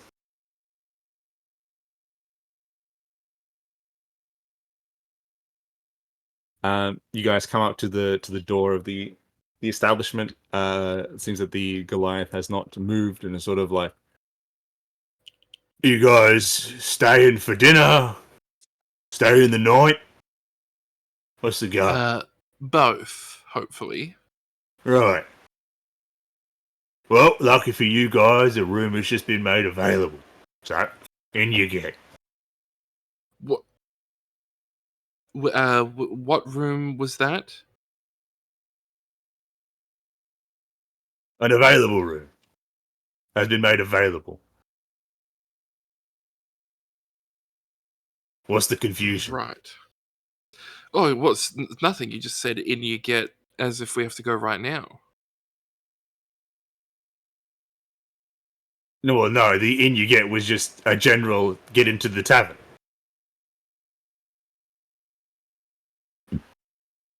My apologies. What food would be available right now? Mate, do I look like the fucking menu? Why don't you go inside and ask the barkeep? All right. And I'll head in. All right.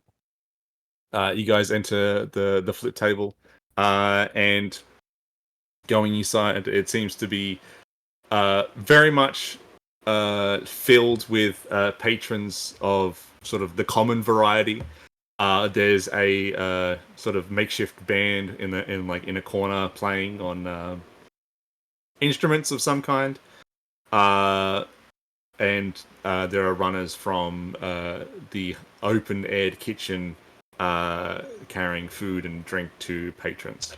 At the sort of like crescent moon style bar, there are no seats there, and anybody that sort of tries to like stand and drink and chit chat get shooed away by the barkeep that's there. Young female looking goblin. They get shooed away. Yes.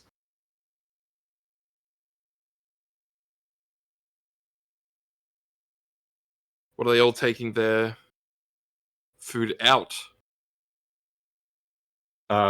It's okay.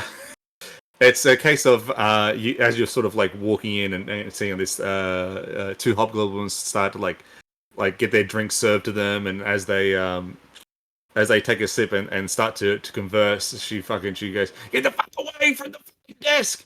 Go sit at the table, you fucking delinquents!" Oh, okay. You know, it's a place Clear the way for no customers! Yeah, Get pretty much. away from the fucking bar! You can see that the bar is definitely higher than what she is, but it looks like she is walking on some sort of like wooden stilts. Oh, Coming up to the bar, she goes, oh, is there anything that you guys want? Drink, eat, room. well, all three, I think. We'll sort out the room though first, if we can. Well, 4 of you, there's a room available. You can have it. Okay. What room? Well, when you've paid for it, I'll give you the key. Send you upstairs. You can have it. Oh, okay, there is a key. Good. All right. Well, how much is the room? Right. There's 4 of you. Make that 40 silver. 40 silver. Yeah. That's within our budget, I believe. Oh, that's good. Well, it better be if you wanted to stay. If you didn't have the money, I'd tell you to fuck off. Without our food? Well, that wouldn't be fair, would it? We haven't ordered any food yet, have you? So as far as I'm concerned, you know, that's the way it is. Well, if you I like told this us lady. to piss off before we'd sussed out all of our affairs, that would have been... Did you or did you not say you wanted to get the room sorted out first? And if you didn't have money for the room, I would then think you wouldn't have money for food. Well, that's an assumption, isn't it? It's probably an accurate assumption. No, we could eat here and then stay somewhere else. Oh, and where would you be staying? If you couldn't afford a room here, you couldn't afford a room anywhere else. We would be staying in our transport. That's sad. It's not sad. It's well, what the nomads do. And nomads also don't just eat at inns. They've got their own shit. Well, we're doing a little something different. Yeah, nomadians, not nomads. Right. Do you have the 40 silver on it? I did say it was within the budget. Yes. Well, if I'm not seeing it on the desk, we're gonna have to, you know. Well, as you can see, I have my hand halfway into my pocket right now before I was stopped by your, we'll just call it a quirky little comment. I would call it insult. Well, You know what? Here's the 40 silver. I don't really ever want to find myself agreeing with Ezekiel on these matters. Here's the 40 silver. No worries. She grabs the 40 silver off the bench, puts it in a pocket on sort of this large, heavy apron that she's wearing. Reaches out from underneath, pulls out a sort of a lead-looking box, keys it open. She ruffles through it and she pulls out a like a brass key with the number 15 etched into it. Here. All right. Close the thing. 15. All right. Now we're on to food and drink. Yeah. So do you want something hot or do you want something cold? Warm. We don't do warm. We do hot or we do cold.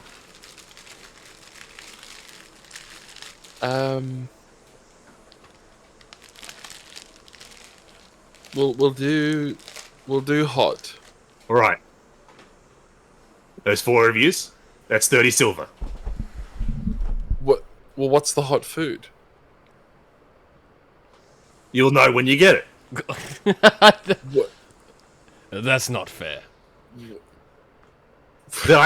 Did we agree on fairness being an equation within paying for this establishment? Or are we just paying for a place to stay and some food? Why are you so Oppositional. You've given me 2 options, and 30 you haven't told me what either of them are, other than what temperature they're going to be, which is not a useful measurement for whether or not I'm going to want it. Okay. Now look around the room and tell me what every other patron is eating. I look around the room. All right. They're eating roasted duck with roasted vegetables. So no one's picked cold? You don't know if that is cold or hot. Oh, so the meal is the fucking same. It's just... It's either not been cooked... Oh yeah, it's like gone awesome. Cold. Or it's the new shit. Well...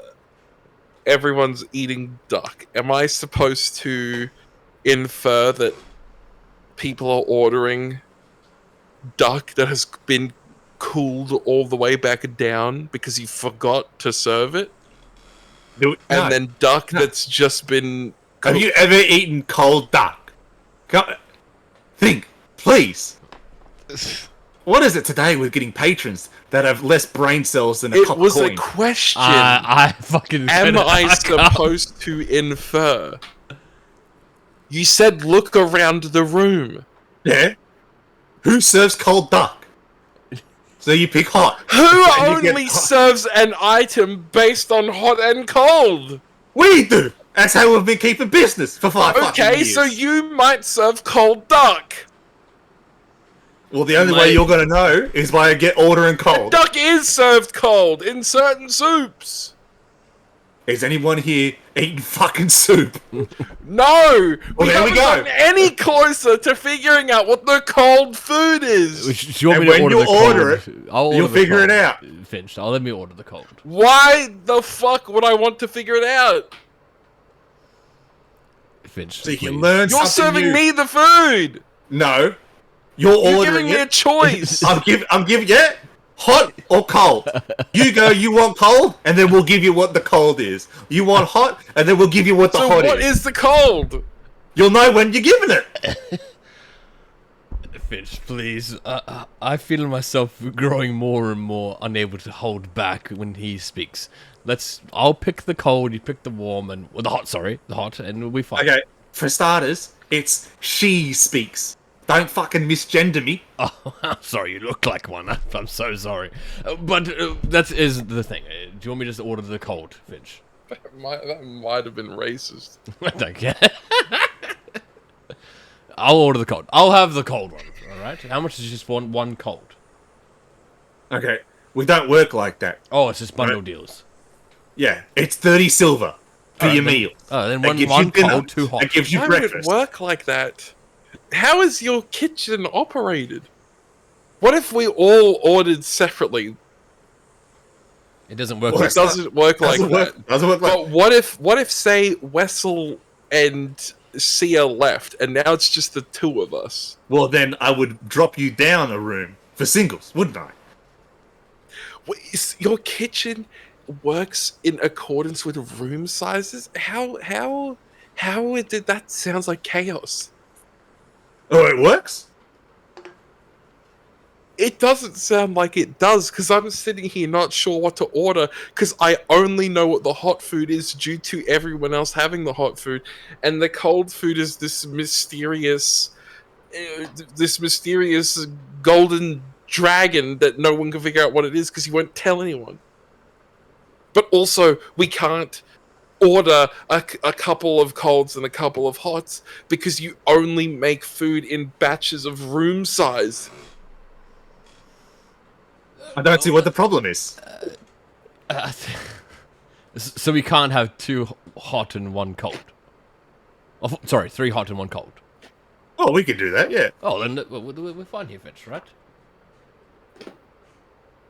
What? You just said we couldn't do that. That's not what I said at all. I don't know why you get it. It's like you've run off. I'm trying to accommodate you at my establishment, and I'm being attacked.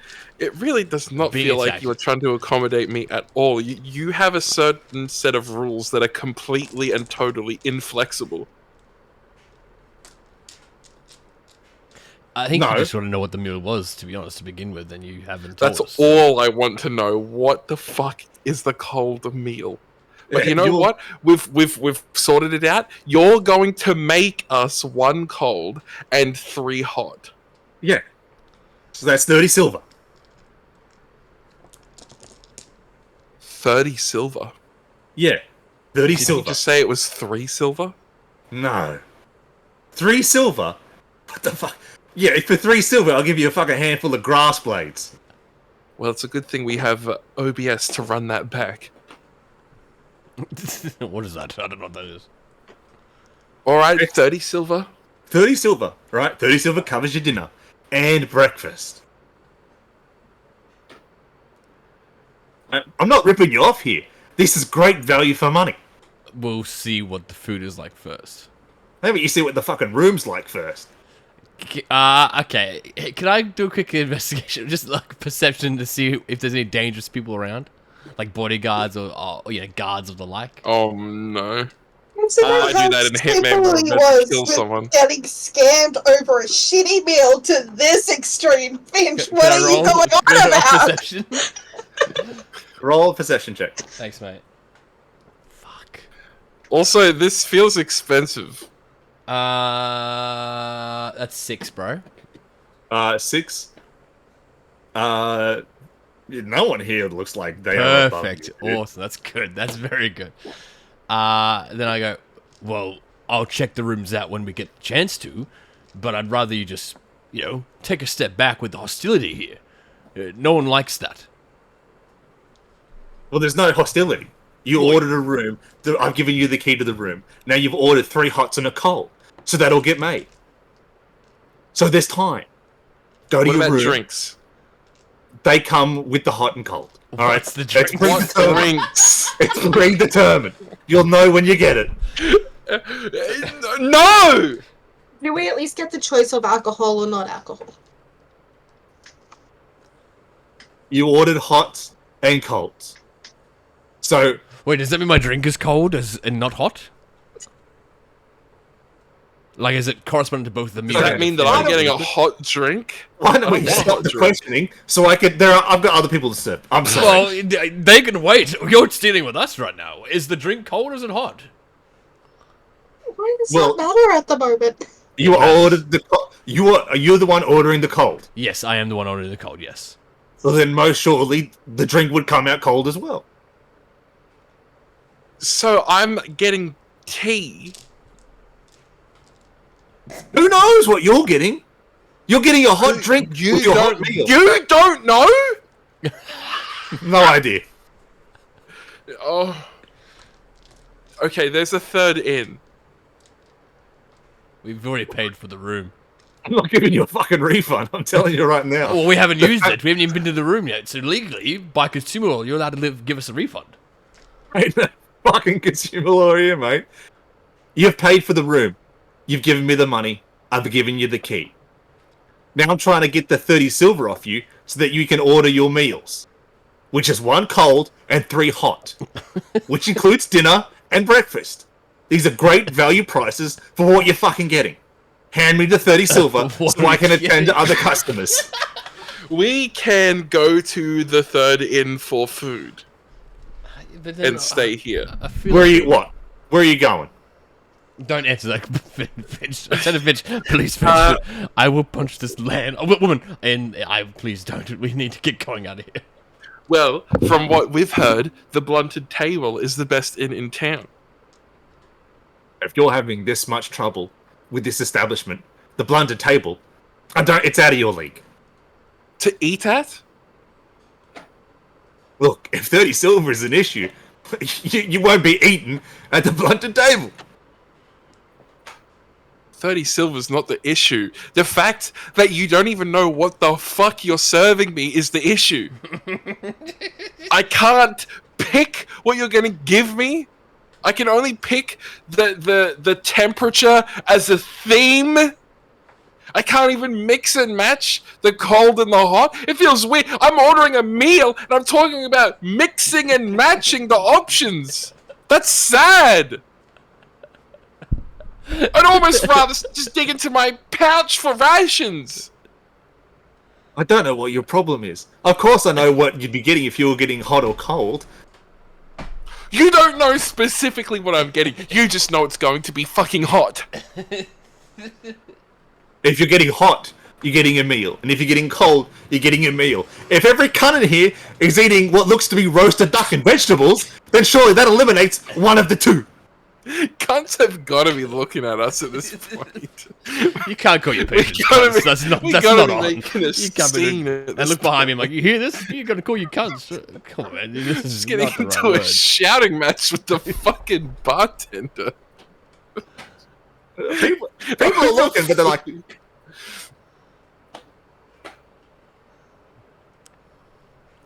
Fuck this. I'm gonna walk off and go to the nearest table and be like, excuse me, what drink did you get? well, I go,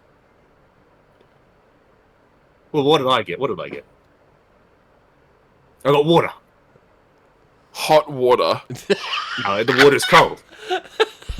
What meal has he got? He's got the roast duck. I got roasted duck. We all got roasted duck and vegetables. What? Okay, did none of you order the cold meal? Why would we order the cold meat? I ordered roasted duck and vegetables, and that's what I got. You ordered roasted duck. So you didn't order a hot meal. You ordered the roast duck and vegetables. Well, yeah, that's what I get every night. And that's what you said to the goblin woman? I'd like the roasted duck. No, I didn't have to say anything. They already know. We come in here every day. We try a different table. Do you I look over my shoulder. Do you know what the cold meal is? To be honest, I don't know what you're on about. You don't know what I'm on about. No. The goblin woman will only serve us in terms of hot or cold. Where's the menu? Mate. She's just fucking with you. It's because you knew. Don't worry There's about it. no way. I have been shouting at her for 15 minutes. There's no way that she's running with this bit this far. I know.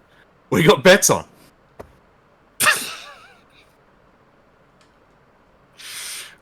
What bets?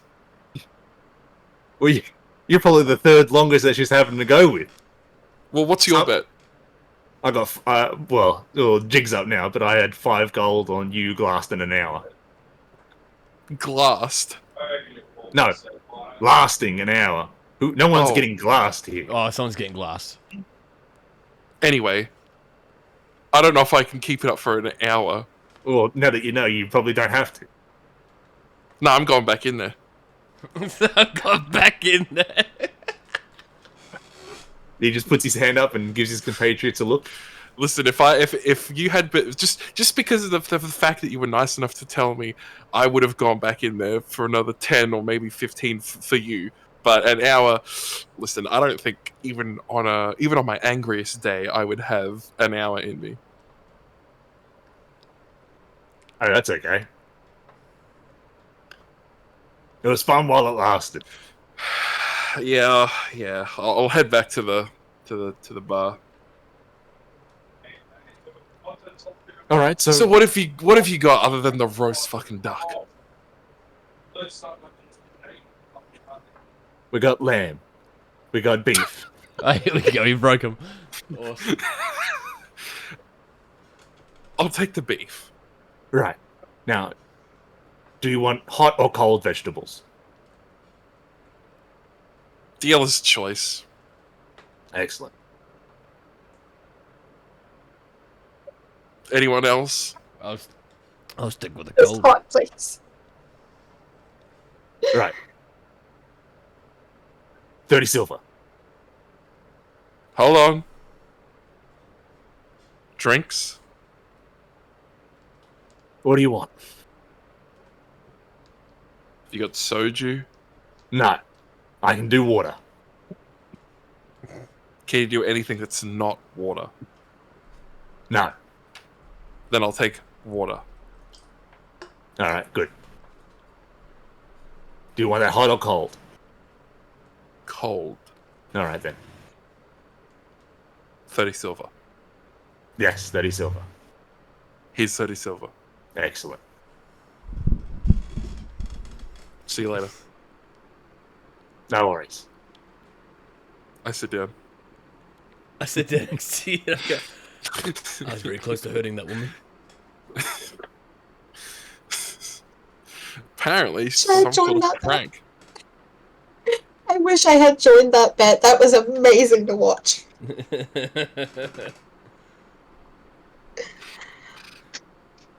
Look, Oh, we gotta come back here next time. well, I don't know about that. Yeah, if Don's like was here, he'd probably think I'm reformed. You know, I didn't intentionally arc up. Felt bad though. That's very close. I think on that alone, he would say that would be grounds for you not being reformed. Well, I didn't do anything. I could have power driven her on That's- the top of the thing. Yeah, but you're not really supposed to do anything, so... Yeah, right. I see what you mean. Well, yeah, it depends on people's interpretations. Like, no one pats you on the back every time you decide to not break the law. Because you're just supposed to not break the law. Yeah, but you know, it's different for some people. Yes, those are called criminals, Ezekiel. Ah, right. Yes. Well, I'm not one of those, which is a good thing. Well, not anymore, Ezekiel. In the olden days, I'm pretty sure you were. Yeah, but that's just the Zaibatsu being racist. I don't think it was racism. I think it most was certainly just... was. No, I think they saw me from not here in Arcosis, and they thought, you know what, this person's, you know, against us, which is wrong, very wrong. You know what I'm saying, Whistle? Sure. And then he just gives Finch a look like, ugh. Well, I'm excited for my cold water and soup, or whatever my cold meal will be. Yeah, about 10 minutes go by, and you're brought out your meals, exactly what you asked for. You get given, Ezekiel, a platter of salad. Oh, cool. What's in the salad? A variety of No meats? fruit and No cold vegetables. meats? No cold meats. That's fine. Someone will not finish their roast duck and eat that. Sweet. I how down the vegetables in the salad. Excellent. Towards the back end of you guys' eating, a cloaked figure comes up to you guys, sort of hunched over, and he goes, Excuse me, but are you from the airship?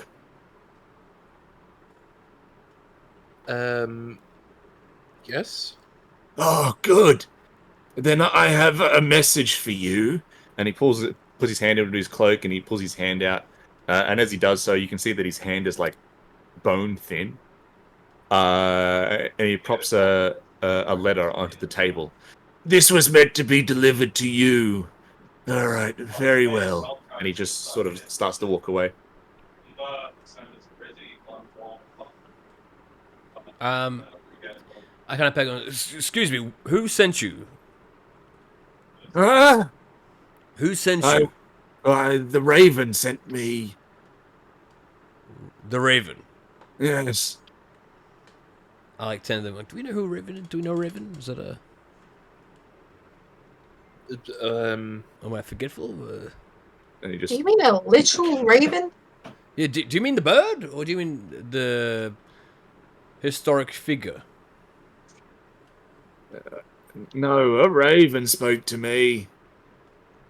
A bird? Yeah. What Spoke to what you where? instructions did he give? He said to deliver this letter. And so I have. What? Well, how do you know this is ours? Because you're not a part of the town. Was that who they said to deliver it to?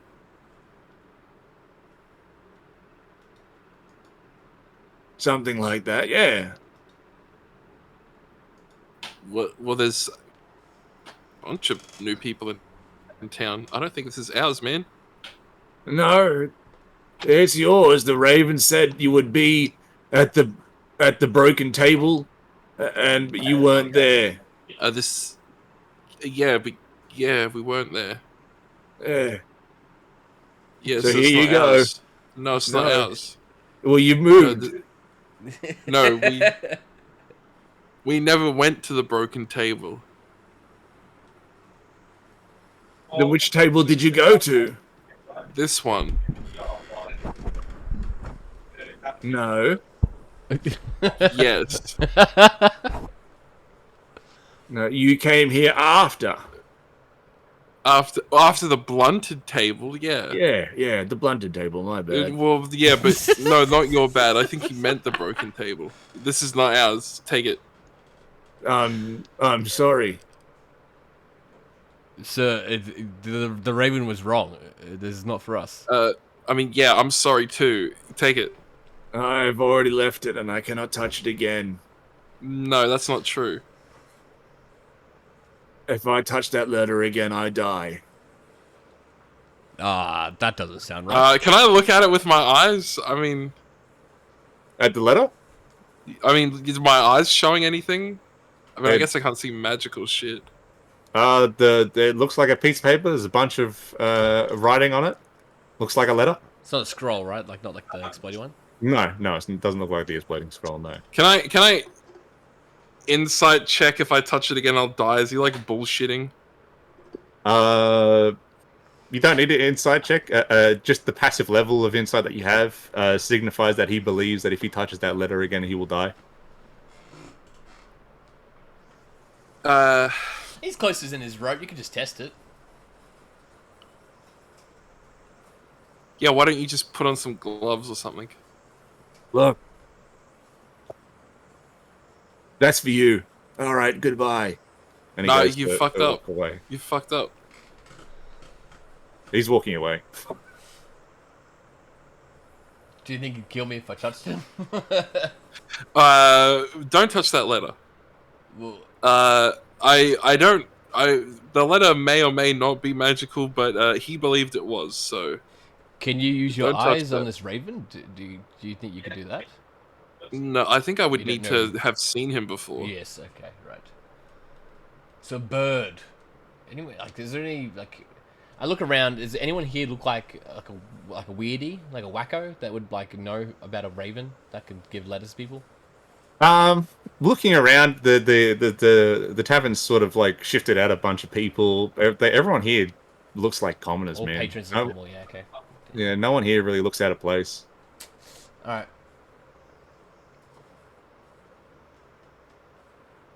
And the elderly figure has left the tavern. Should I chase him down? You want to chase him? Or I mean, I don't know. We've given a letter from a raven. Even that's it's intriguing, if anything. But it is odd.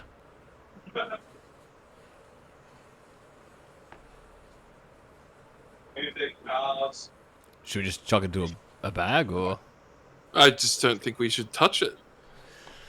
it might kill us? There's Evander. Maybe he can pick it up. Does it seem magical? I can't tell. I could have a quick check of the arcane. I look at it with my eyes for an arcane check. Oh, actually, no. Yes. Oh, actually, before he leaves, Jacob, can I use my divine sense to see if that guy's a weirdy? Oh, yeah. We can revert a little bit of time. Sick. It's, Did not you- it's a fucking action. Yeah, I'm just gonna use it as an Alright. action. I sense it. So yeah, bang. Does it physically show like I guess?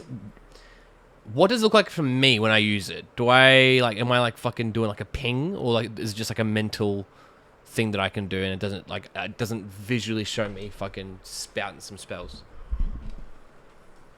Because in my head it's like I close my eyes, and I just get senses, but I also don't think it's me going what's whatever fucking Yeah, it doesn't say it requires like a component at all. It seems like a very just sort of like a inside burn thing. You Yeah. pick up just like what's sort of radiating out there. Sick. So celestials, fiends, undead, consecrated, and desecrated. Right. Yeah, you pick up undead from him. Undead from him. Yeah. And I like literally speak. I go straight. I say, he's undead. And then he steps out the door. So yeah, let's definitely not touch that letter. But does anyone here know of any sort of raven thing that's to do with the undead? Any sort of history or lore that anyone here knows? Does that sound familiar at all? No, not really. The only sort of like thing that would stick out, at least for you, Ezekiel, Yeah. which might seem far-fetched, is the Raven Queen. Yeah, true.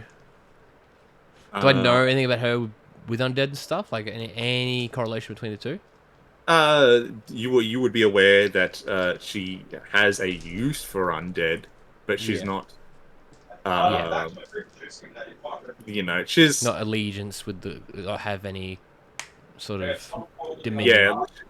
The Raven Queen, as far as you're aware of, is finicky, and her tools and her things that she uses Yeah, okay, cool. fire and whatever. And because she sort of has her own realm in the Shadowfell, there's so much happening on the material, the wills and of a god in another realm. Yeah. At least in any of in all of your religious trainings, like the Raven Queen messing with business is very rare. At least Yeah. where at the time of your training. The only other person that you guys are familiar with that uses ravens, and familiar is probably like know of, is Yue, Danzok's thingy.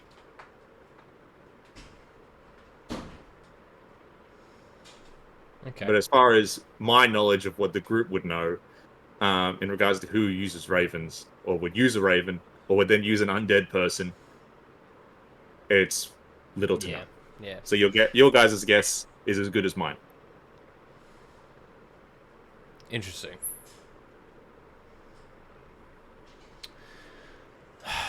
Zia's gonna open it. What? She's gonna open it. All right. You open the letter. Roll dexterity.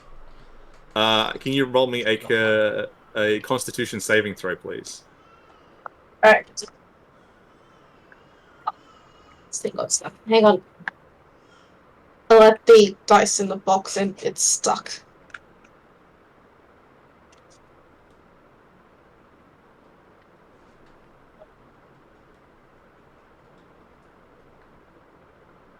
$15. 15. All right, nice. You touch the letter and open it, and as you do so, you feel like a slight pain in your left hand, but other than that, no other side effects. And you open it fully. The letter reads, "Dear Questers, it has come to my knowledge that you have left my chest behind. Know that I have paid for a job to be done with which you accepted, and that money is nowhere to be seen, and the corroborating item has not been delivered." I told you guys we shouldn't have taken the money. And that's that. She would have read that aloud. Yeah. Well, you know, whose choice was that? Well, I think it was a group choice. We voted at least 3-1 against Fitch.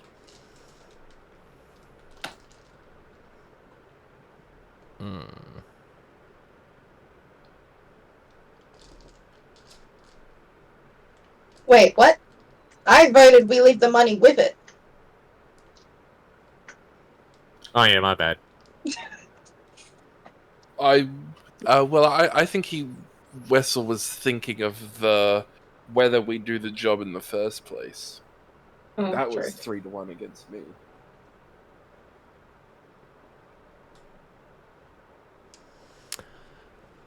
Right. So what do we do with this information then? Hey, maybe we go find this brother and corroborate this guy's story. It's true. The captain did ask us to go talk to him. It's not a bad idea.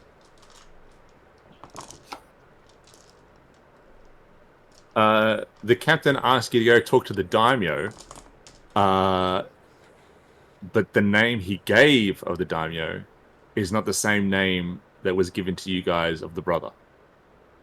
I thought the brother was supposed to be the daimyo as well. No, he's like I think he was just like a random guy. Because I asked him, I was like, "Well, if he's no specific, how the hell are we supposed to find it?"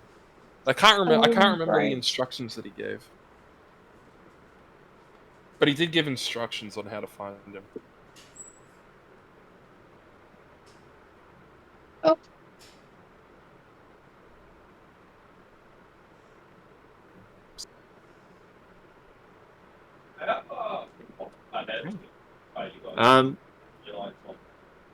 Little time passes, and the tavern starts to clear. It starts getting later into the evening.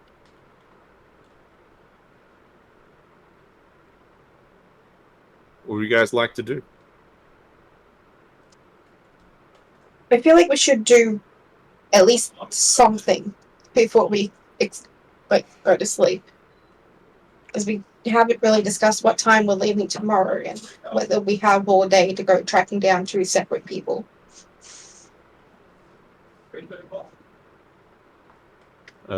Russell goes, well, in that case, I vote we pick what might be the safer option and just finding the daimyo. Agreed.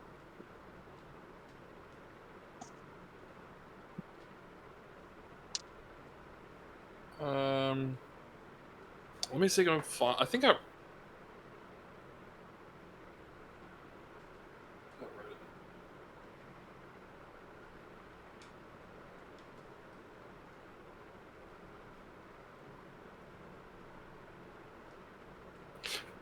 Oh, that's right. He said it was supposed to be like the only 4-story building in town.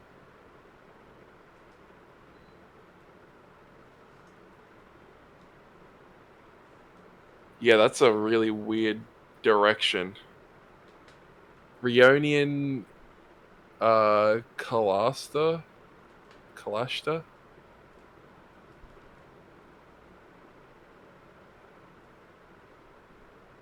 Force 3 High Building. I mean, I think we'll have time to hit up both tomorrow.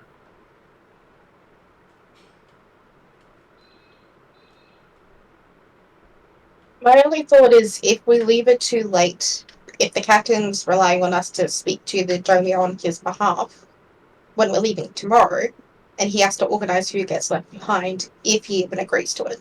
So if there needs to be a change of plans on his end, we should give him enough warning about it. Oh yeah, no, we'll hit up the daimyo first thing in the morning, but I think we'll have time to after that to hit up this Ronian fellow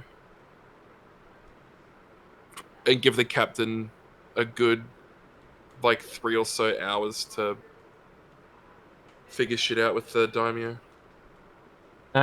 Speaking of daimyos, that guy that we accepted the quest from, well, did but didn't. He said he was daimyo of that town, and then when we spoke to the captain, he gave a different name.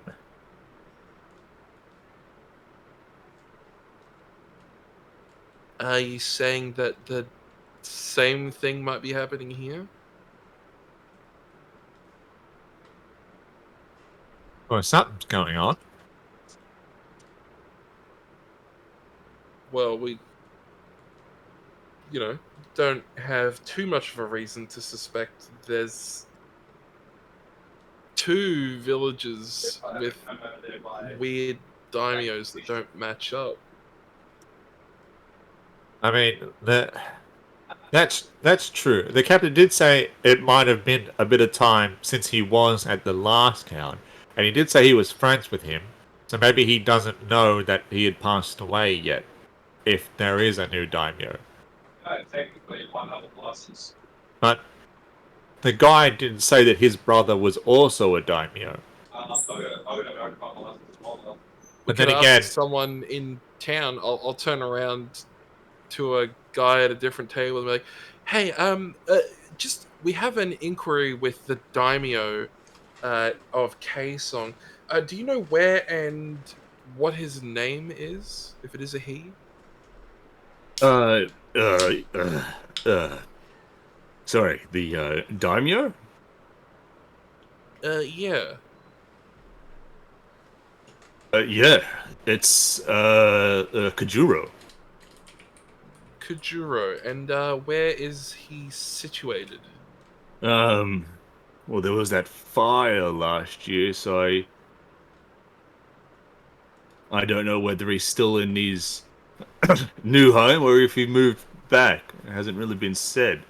Um, You he's either you can see that he's had a couple of drinks, so he's trying to recollect for you. Well, he's either still here in town in his own daimyo house, which is sort of like a keep in a way, uh, or he's held up at Karoshi Fortress. well, that would make sense. How far is Grocery Fortress? Uh, I mean, it's not that far away. You're probably looking at 3 hour casual walk.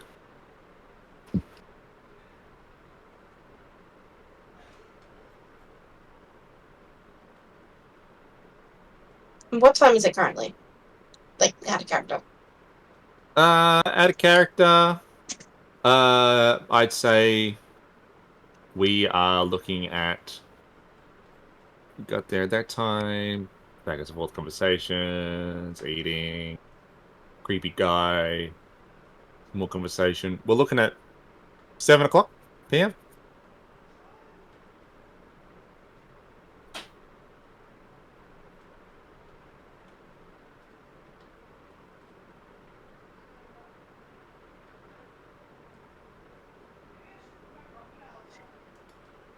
Well,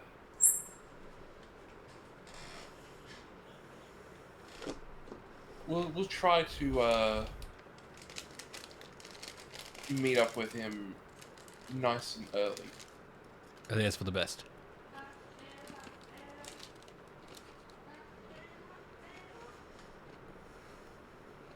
Has our food arrived yet? Yeah, that arrived ages ago. I think it's just because you only said my salad. That was it. Ah, my apologies. Yeah, no, everyone's food arrived. Oh yeah. And it was good. It tasted fine.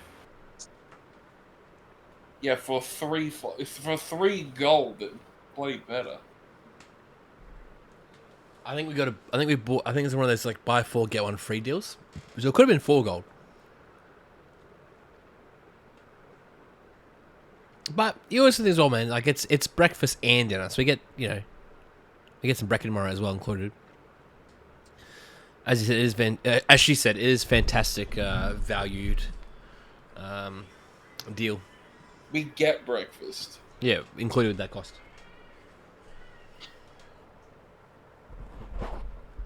That's right. It's supposed like What's 1.5 gold. I don't know if you can see it, Mike. That's a better one. Oh, I can see. Yeah. Not worth it. What a waste. that's a Jacobism if I heard anything. Jacob buy something. What a waste. So what would you guys like to do now? I think I'm gonna turn in. Yep. Head to room 15.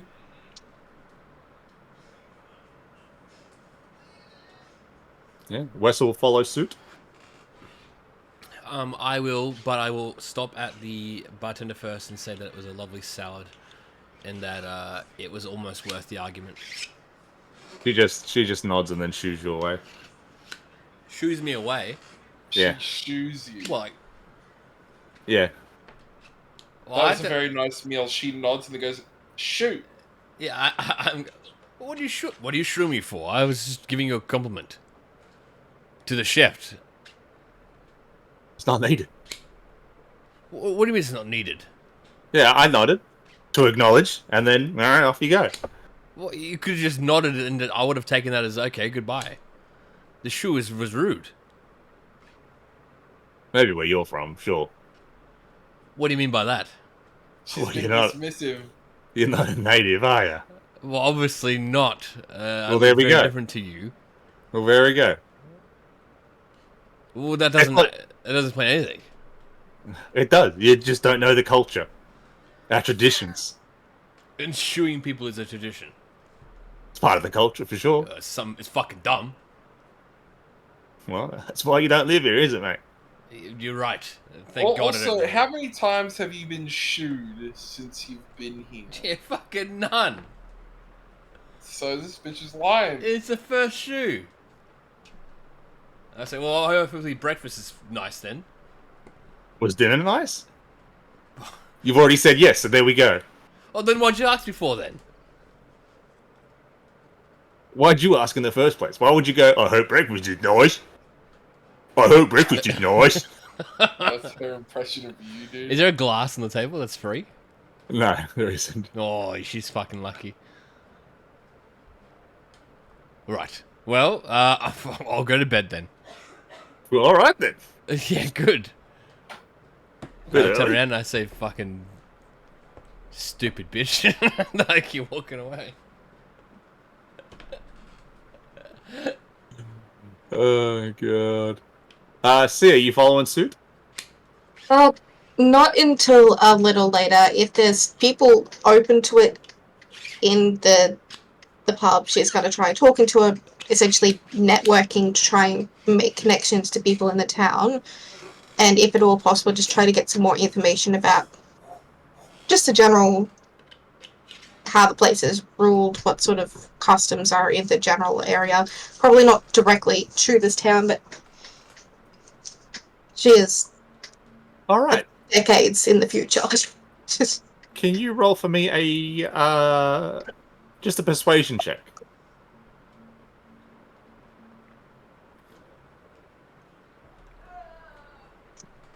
I hit my mute key, sorry. Is math 24. 24. All right, sweet. So just the general knowledge that you're going to be get from sort of like the what appears to be the last stragglers of the first wave of customers, as there are new ones coming in, is that the town is primarily like fishing, export from the town itself to other parts of this side of the Cargonet. You find out that sort of the only other major things is that dragons have been spotted out over the ocean, but these dragons look different. Long, slender, no wings. Crime rate, not much of a thing. Sometimes things get stolen. Sometimes there are accidental deaths from, someone pushes someone fell over, cracked their head. You do find out that people think that the fire that engulfed the daimyo's home last year was a targeted hit, and not what the daimyo says, which was it was an accident. The fire wasn't put out when it should have been. Right. You do find out that the church that is in the town no longer exists and hasn't for 3 years. So worship of any deities has been sort of do in your own time, whoever you want. Very laxed, very odd. And you also find out that the Kuroshi Fortress receives very few visitors, and those that do immediately head off to the pit and are then never seen again.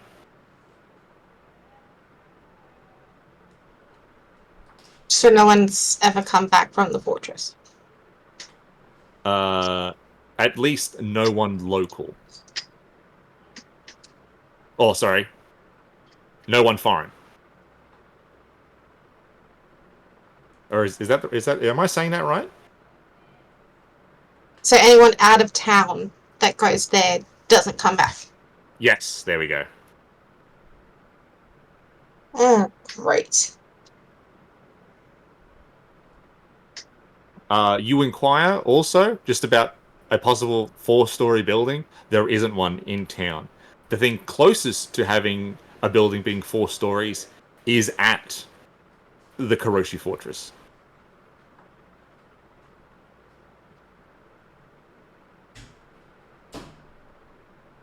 Nothing goes beyond 2 floors here, except for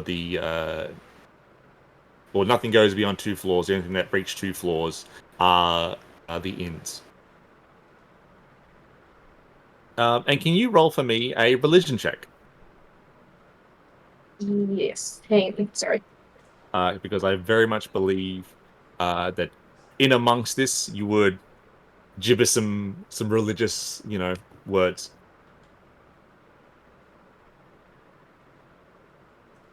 19. 19? All right. And just during your networking, at least 5 individuals feel like have taken the hook into your worship. Okay. Right. Well, when I get back to the room, if anyone's still awake, Sia will pass any information on that was found, especially about foreigners not returning, and if that's the largest building or the closest to being 4 levels. Might be more of an issue than we originally thought with the quest we accepted. All right. I'd say like an hour and a half, nearly 2 hours. You were, conversation and networking with. So if anybody's still awake by 9 o'clock, Wessel isn't. Then that's what we have. I mean, otherwise she'll just tell them in the morning. No worries. You guys, one by one, at sort of your own times, and then finally Sia hit the sack. And the next thing you guys know is that you're being woken up by a loud banging on your room door.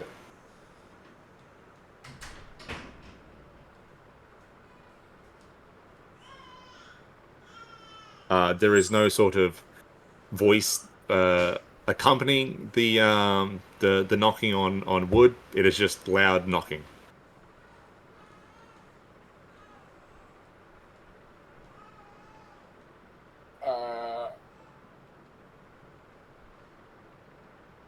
Does that wake everyone up? I would assume so, yes. But you still also got in enough hours to last a long rest.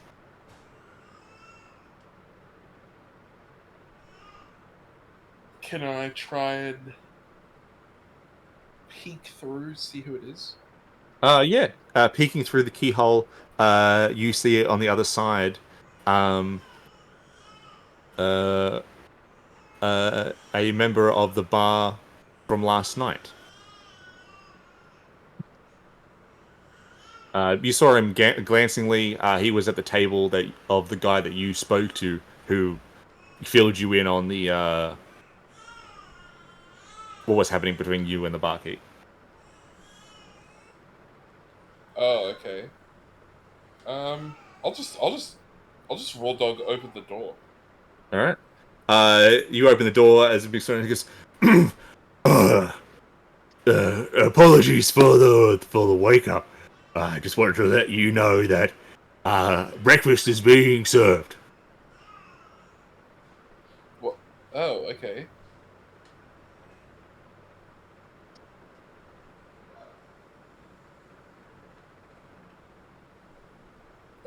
See ya.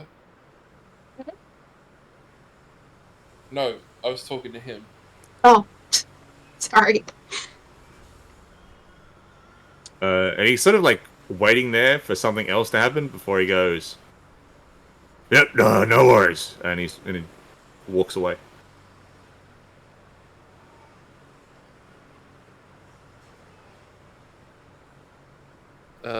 Was that weird? Wessel goes, Did he want anything? Well, he just apparently came to say that breakfast was being served.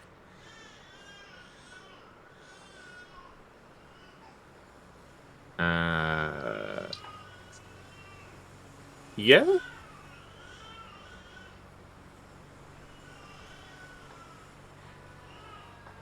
He's not knocking on any other doors, is he? I'll look out into the hallway, see if he is. No, he's gone. No, he's just gone.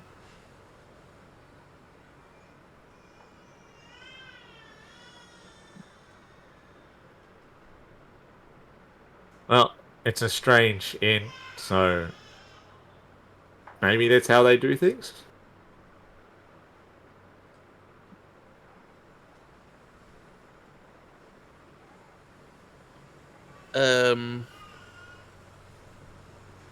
Want something?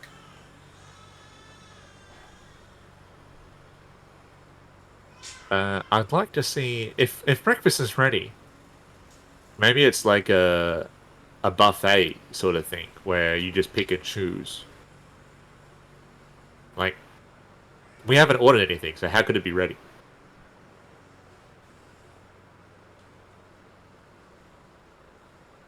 Uh,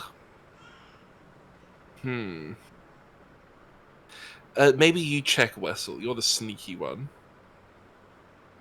All right. Wessler's going to sneak down.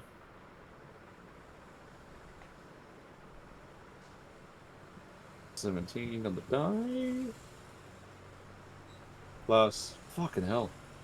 27 on the stealth check for Wessel. And he just slips out. Sneaks down back the way he came.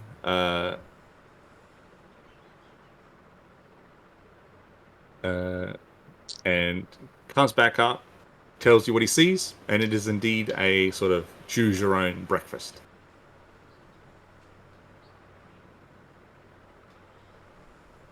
You didn't get any sort of hints that they were trying to set us up or something, right?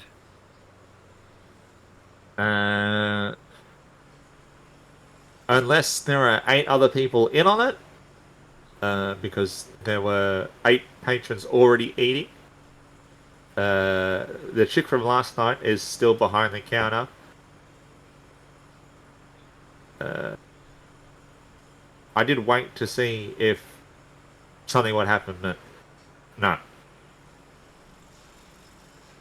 Alright, well, I guess we're going downstairs.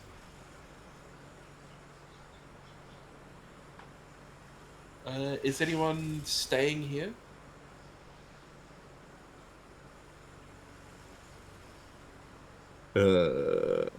Now Wessel will come. Just because if anyone does decide to stay, I'll hand them the key.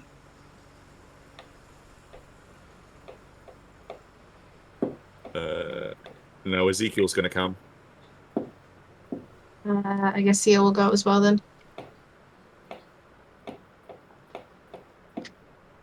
Alright. Let's check out breakfast. All right. You guys head downstairs, and 3 of the tables have been moved to make a long table, and a sort of spread of fruits and sort of fruits, fucking hell. A spread of sort of nice style fruits. Some of them that look a little bit exotic. There is like 2 to 3 mini cauldrons that have been set up. Each one containing its own form of substance. One of them looks to be a mix between sort of like a porridge and a creamy rice. The other 3 look to be a form of like a soupish breakfast with meats and vegetables.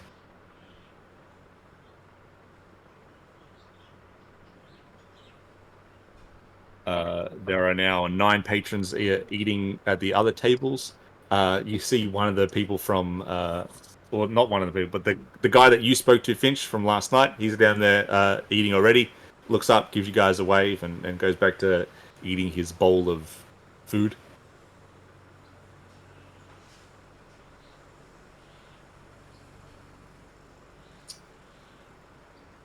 I mean, I guess I'll just grab some shit.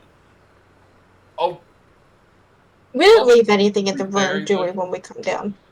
No, I believe that when you guys leave a place, for the most part, I think it's hand waveable that you bring everything with you, and you guys don't really bring much either. Cool. Yeah, food. Especially with the sort of, I look at it like, well, you guys are only going to be here one night, so there's not much. You know, you just pick up and leave because you guys will be leaving. Yeah. You grab your own personalized bread, and it's pretty good. It's not bad. Whether it's worth 30 silver, that's, up to a personalized debate.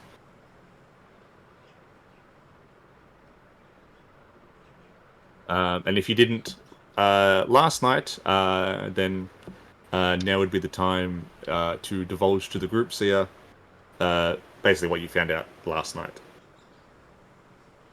Yeah, so Sia's gonna pass on everything that she found out about the fortress, about the buyer.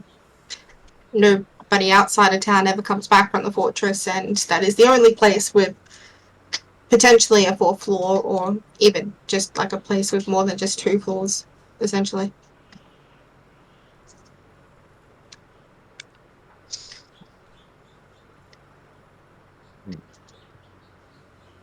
Well, I think maybe we just check or ask to see if this daimyo is within the town, and if he's not, maybe we just tell the captain and go from there.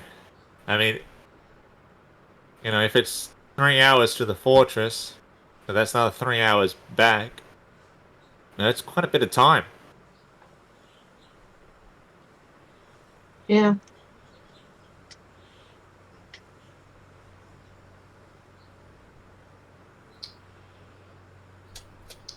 I mean, hey, agreed.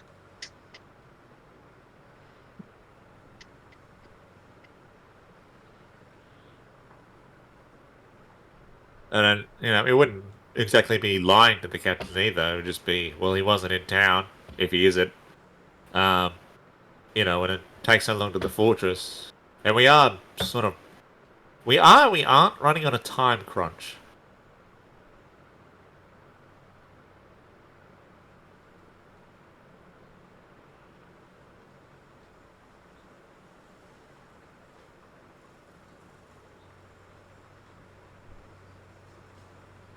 So what would we like to do? Well, we did say we're going to head to the daimyo first. It'd be best just to check it out, see if he's there, hopefully.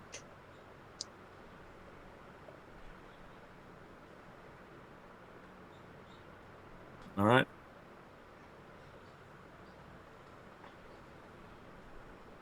We can do that. Luckily, thanks to the storytelling and just talking, you know where to go, Beck, in regards to the daimyo's residence. So it doesn't take you guys that long to sort of finish up your breakfasts and then head out. You guys step outside the table, and it's early in the morning, probably like 5 a.m. You guys were served a very early breakfast.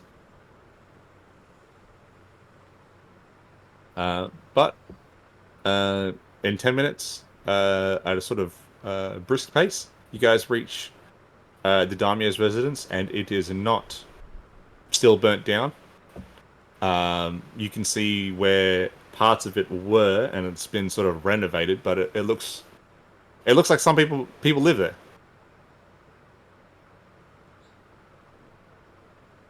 The entrance to the property containing the house, which is 2-story, but it's connected to 2 other 2-story buildings, is guarded by Golden Horde centaurs, who are sort of like at the gate with the gate closed.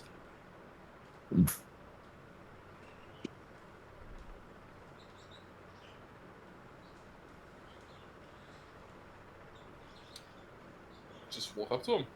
All right. One of the centaurs goes, and what business do you have here at the daimyo's residence so early in the morning? We have business with, I believe, 2 people. Right. But what is this business?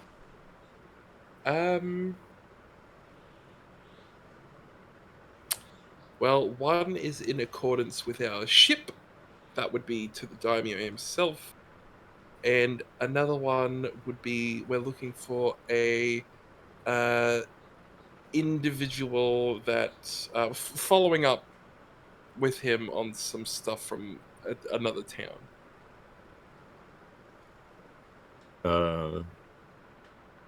Well,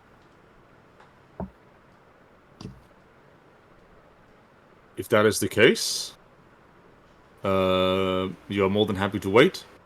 Unfortunately, the daimyo doesn't see anybody for a little bit more time. That's okay. We can wait, I suppose. And if we can be of service, looking out for this other person, by what is his name? His name is Reunion. You say that, and he gets a sort of like sour expression across his face. And you know of this person how? Well, we were asked to come give him something, but we decided. I don't know. I feel like we should probably talk to him about it. Well, I have unfortunate news to give you. This Rionian fellow has passed away. Oh,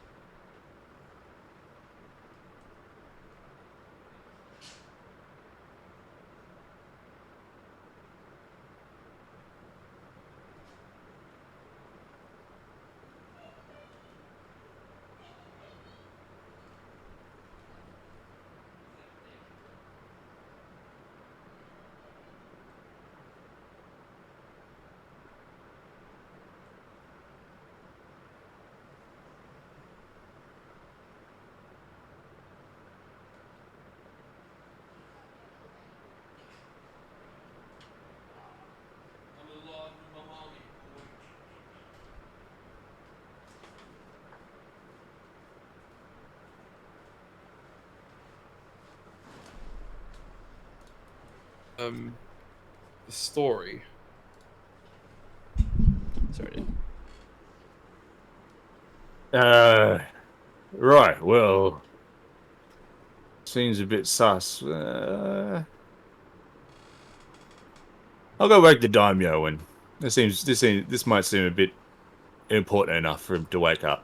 So if you wait right here, Thank Yeah, you. all right. and then he struts into the gate, into the courtyard, and into the house.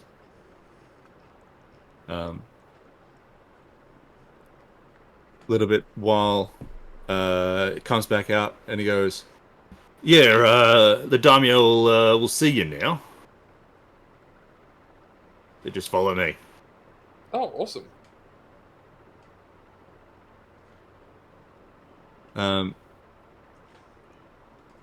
Leads you into the courtyard, into the house, up the flight of stairs that leads onto the second floor, to one of the sliding paper doors, and he goes, "He's just inside. You know, pay your respects and keep your weapons to yourself, all that jazz. You seem like fine people." And he struts away.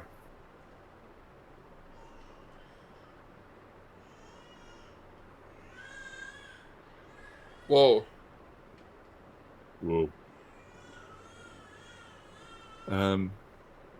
Easy enough to open the sliding door, and then sort of inside, across the room, looking over some paperwork, is a Golden Horde centaur, dressed in just fine clothing. He turns around and you see a old-looking Golden Horde centaur, stern and like leathery, like crinkled face. Once there was, you could see like the fadingness of a like golden sort of like mohawky mane that stretched down, which is now like frail, patched, and like grey. And he goes, "Nice. I was told there is a potential problem that I could take care of." Yes. Well, there's two things. Finch, you then see the flicker, thanks to your eyes, of illusionary magic. And what you're seeing is but an illusion.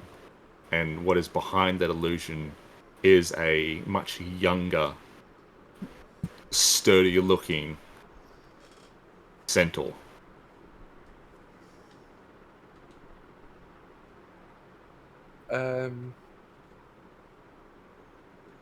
We were. This is the Daimo, right? Yes. We were. We had two things to discuss.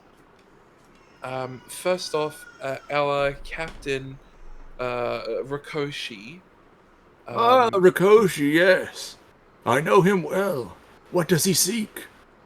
He is hoping that you might take some of his crew off of his hands for a journey he is planning further west. He's going over the Great Ocean, is he? Well, he's not sure, but he is going out further that way before he goes either back southeast or east or south or whatever. Well, he is a great friend. I am happy to take the crew off his hands, and then I can put them to work on the boats. And then there is, I mean, you'll have to talk to him for further details. He couldn't, the ship is still new, and he's a bit too busy to be able to leave the ship at the moment. So you might be able to work out further details with him. That's no worries. Still early in the morning. I can very much take care of it before the sun hits the middle of the sky. Oh, well, that's why we're here. Excellent. And then the second thing was that we were looking for a Reunion Kalashta, but the guards out front said that he had passed. Yes, he did. The interesting thing about that was that his brother spoke to us a couple of days ago, asked us to bring him a package Oh, is that so? full of family heirlooms. I was unaware that he had a brother. Tragic thing that Sounds- fire was. Well,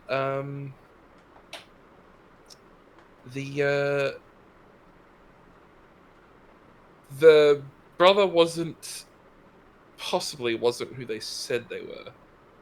Ah, and who did they say they were? They said they were the Daimo.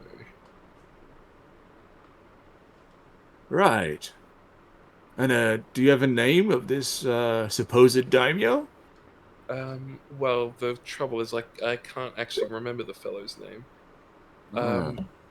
But I just remember that when I asked someone else who the Daimo was, they gave a different name. Which then made me suspicious of the job to bring a package here, especially when it was only one town over, and he apparently had this package for a very, very long while. Do we know, are you aware as to why now he was supposed to get this package delivered? Well, he said it was opportunity, but it was all just a bit strange. We also looked at the package. We didn't open it, but we did figure out that there was a magic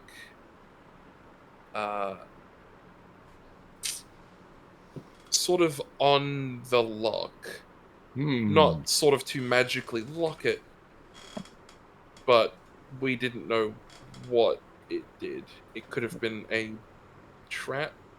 It could have been a trigger of some sort. Could have even just been to make sure the moisture doesn't get in.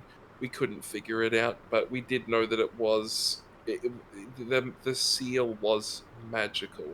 Right. It just wasn't to prevent someone from opening it.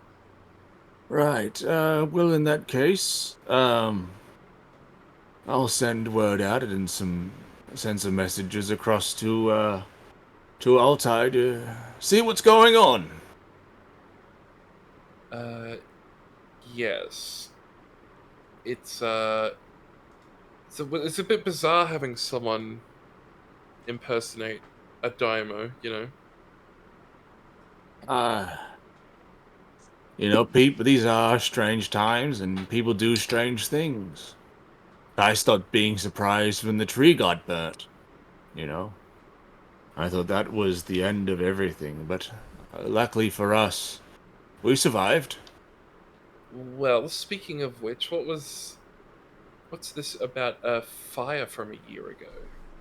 Oh yes. Unfortunately, some of the staff forgot to put out the fire. From a festive night that we had, and unfortunately, it caught hold over the residents and some of the nearby buildings. But luckily, well, you know, luckily I survived. My family survived, and most of the staff. We did lose a couple of people. Well, where did did the fire hit your home? Oh, well, it started here. It And started you here. were here? Yes, in the kitchens. Was your family here? Oh yes, we had a big celebration happening at the time. Oh. And the kitchen's caught on fire. Yeah, they did, and then it just spread. Once fire reaches oil of any kind, fats and such, it's a hard time stopping it. Was foul play ever suspected? Uh, Very odd spot for a. oh, we looked into it, but you know, Kaesong's been a nice, quiet town for as long as I've been leading it. And speaking to the captain of the guard, it we ruled out insidious play.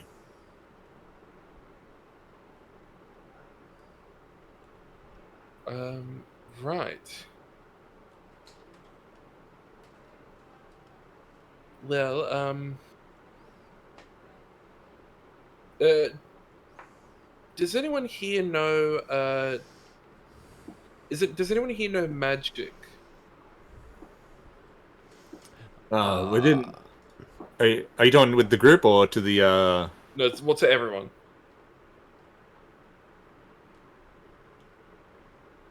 I mean, I have a like a courtly wizard, but he's up at the Karoshi Fortress at the time. But Okay. within the town itself, not as far as I'm aware of.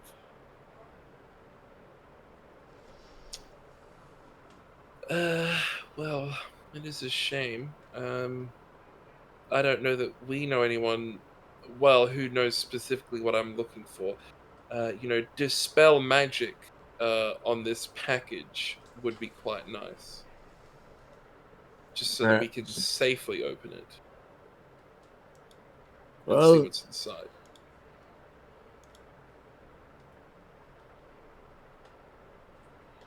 I have no idea. I apologize. Maybe your wizard up in Karoshi Fortress, you said? Yes. Um, might it be possible to pay him a visit and maybe perhaps take advantage of potential services? Well, I can. Well, instead of you going to them, it's quite a trip. And if you're with Rakoshi, then if I know him, he's going to be wanting to be up, and out of here right quick. Well, we'll have time. You're taking men off his hands. That's going to take, a little while. I'll tell you what. I'll send a canary to send a message. All right. Well, it sounds good. Sounds good. Unfortunately, I can't help with much of anything else. Please tell, uh, your captain that I am more than happy to, meet his needs. Well, he'll be pleased to hear that. Excellent. If that is all, then he gestures towards the door. Yes, we won't take up any more of your time. And with that, you guys walk out, and he shuts the door behind you. Well, that ended up all being the same stop.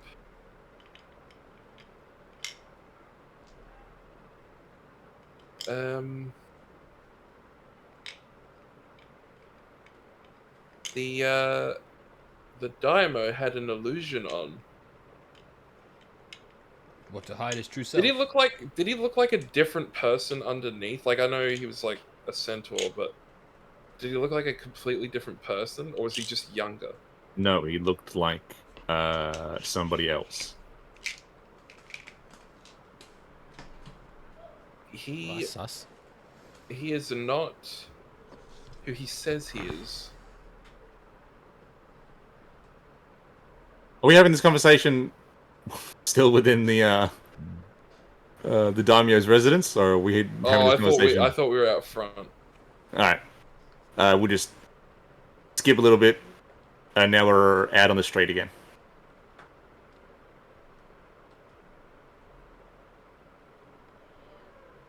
So now what? So it's not the same person. That's. What does that mean? Yeah. I don't know.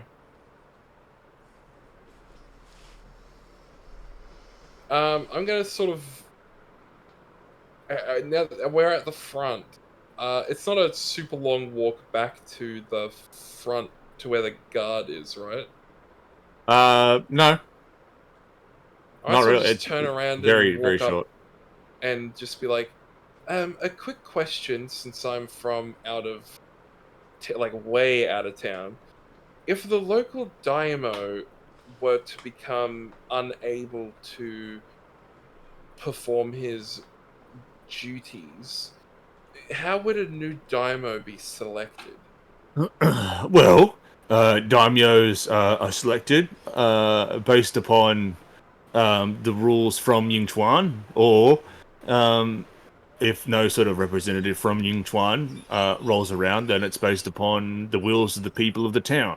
Either the town elects a daimyo who is sort of in there for life, like the old shogunate system used to be, where leadership's passed down from heir to heir. Firstborn, they got rid of the son only part of that, or it's whoever the town elects once time of mourning has passed.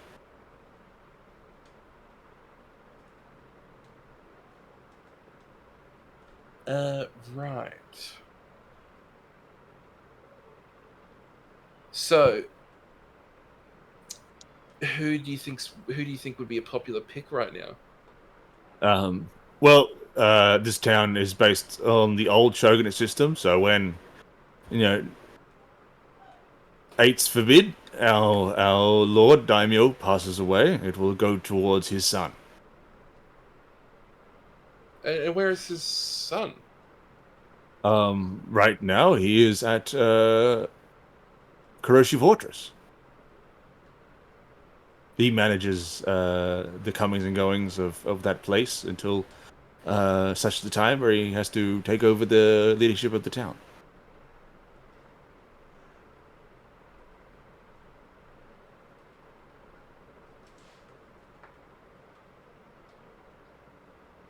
All right.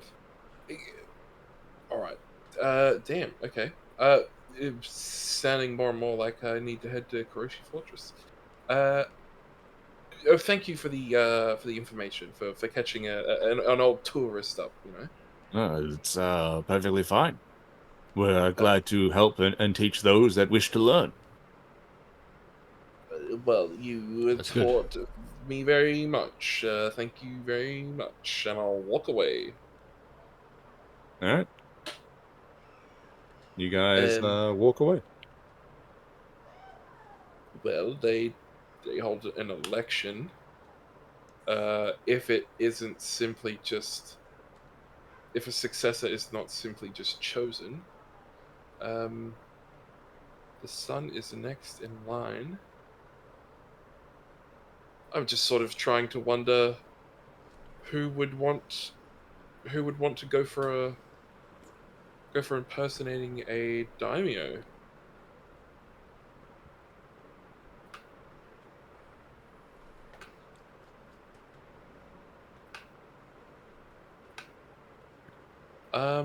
Do we? If it's this, if the guy you saw isn't the same, if the Dharma is the illusion, maybe the sun. Could it have been the sun? Well, the son's apparently in Kiyoshi or whatever fortress, but it seems isolated enough that anyone could just say that they were there and not actually be there.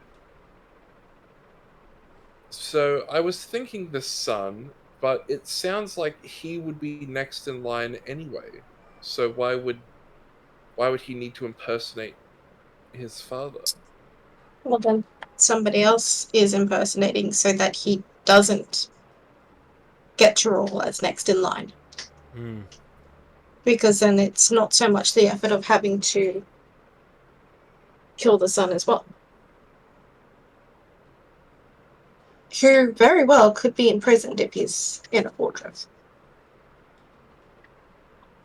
I mean, not to be a downer, but I feel like killing someone would be much easier than pretending to be someone else for a really long time.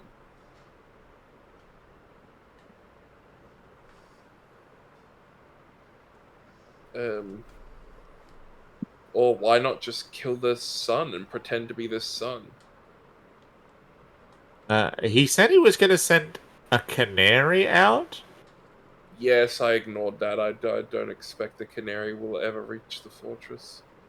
Yeah, but well, mine was just the case of when have we ever known anyone to send canaries? At least it's not ravens. I don't know that I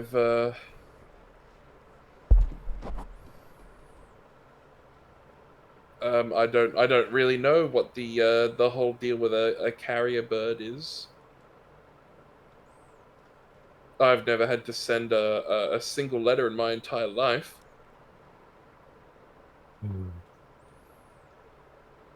Where is the fortress? Just out of North, that side of isn't town, it? isn't it? Yeah, north. How far away is it? You would know that it is a 3 hours casual walk north. We can make a 2-hour jog. A fortress that is 3 hours away from the city.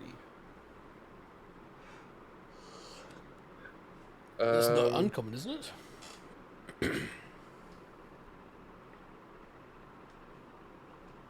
I mean, it depends on what the fortress was trying to do. It's not for you, Ezekiel. The fortress being 3 hours out doesn't seem odd because the military might of at least the old Karganet system Yeah. were just centaurs for the majority of it, and so that sort of time isn't that big of a deal. Yeah. Yeah, it's like an hour and a bit. Maybe Yeah. 2 hours of pushing it.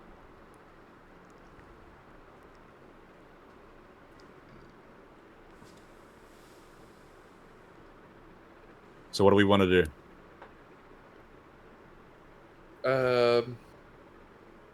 I mean, if we went to the fortress and then immediately came back, that would be 6 hours of the day gone.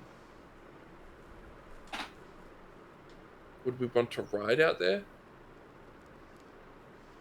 That'd probably be the more efficient way.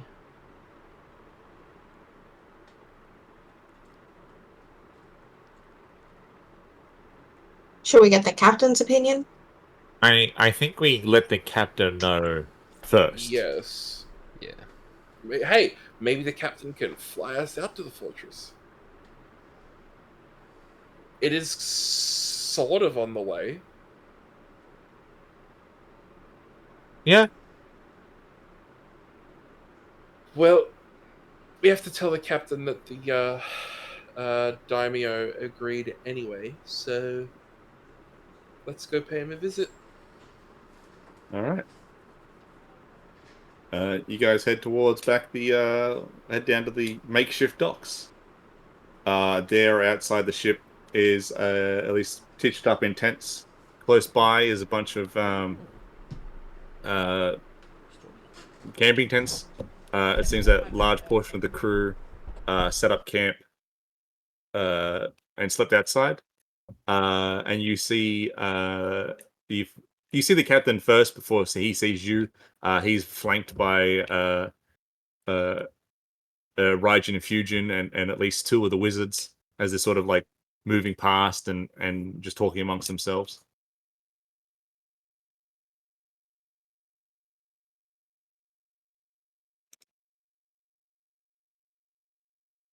Um, yeah, easy to flag him down, and he goes, "Ah, so how did it go? What did the daimyo say?" Well, he said yes. Excellent, excellent. That's good. I've picked out the 20 that we're going to shed. No, that's all. That's all fine.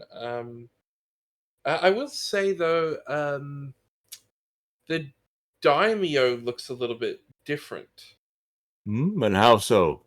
Well, mostly in the sense that he's kind of old Yeah, on the that's outside, but on the inside, he's actually a completely different looking person, and he's also far younger.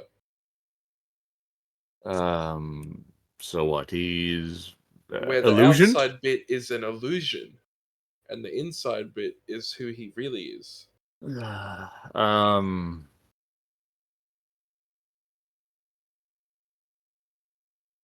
Well, in that case, it's none of my fucking concern. If he's pretending to be the No, daimyo, then he'll do what we ask of him. And if he's pretending to know me, then, all the more reason. But is the town looks okay from who I spoke to? Things are still being taken care of, so who knows how long whatever has happened to him has happened. you're not too concerned about the I am fact that there are two towns that have false daimyos. I am concerned that my wife has been taken to some sort of underground prison. I can always come back to these locations and fix the problem. Look, if the town were being mistreated, then I could probably be compelled to at least help do something about it. But the towns seem to be running well, the people are taken care of. And so whatever insidious deeds are happening, it's not happening here. I mean, if it is a concern, more than what it currently is, we can just tell the Queen. Well, I'm going to at the end of the day. Just let her know. I don't want to return to the Carganet with 3 gems, and the Carganet is in complete disarray. I would like to maintain the Carganet as our safe endpoint. I understand, but hoping that the whole of the Carganet will be a safe point is not so realistic. No, but if we run across something that we can help with, then it is bearing in mind that we do have an initial time limit to try and head into the 8 Crowns. We should do what we can on the way. I am Right. also concerned for Anastasia. May I suggest we don't necessarily have to be directly involved. Are we not able to just send a message with what we found? Well, we can do better than that. The message that I'm going to send to the Queen will be direct to her. She gave me some earrings that allow me to talk to her directly. I just Well, haven't really used them because I don't want to abuse this route that she has given me. So at the day's end, with what we found, I will tell her that the daimyos of Altai and Kaesong are they compromised. I mean, Right. she is powerful in her own right, as her children. I'm sure they'll fix this with the appropriate force. Well, if that's the case, what can we look at doing on the way? I just wanted to confirm whether or not the son was alive. Um, and where could we go to get that confirmed? The fortress on the outside of town. Although I'm not expecting us to go yet. Obviously, we've just returned. But once we're ready to leave, as we no longer need to go find this Rionian fellow, and I have no desire to see anyone in town again, we may leave immediately. All right. Well, if that's the case, give me about an hour or two, and then we can head off to the fortress. Excellent. Hopefully, it won't be too much of a distraction.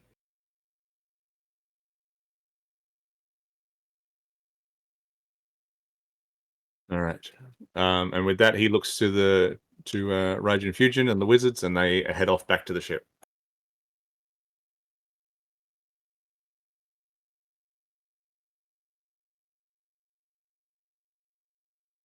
So now what are we doing? You got like 2 hours before you head off. Yeah, I guess now we just sort of do whatever. There's no like loose ends or anything we need to chase up, right? Besides the job.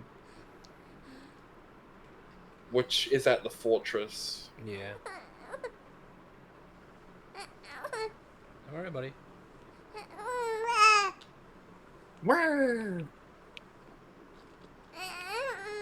All right. If that's the case, you guys hop on the ship, and then over the next 2 hours, the captain gets everything organized. The people that are meant to stay. Being told that they're essentially the reserve, waiting on rotation. That you guys are going out to sea, picking up odd jobs along the coast, and that when that job is done, you guys will come back, rotate 20 crew. Rotate the crew. But you are aware that of the 20 crew that are staying, none of them include the suspicious group that you guys are originally aware of. Are any of the wizards being left behind? Because that's the main suspicious guy on my mind. No, all wizards are going. All wizards. And not long after the 2 hour mark, you guys lift off and make your way towards the fortress.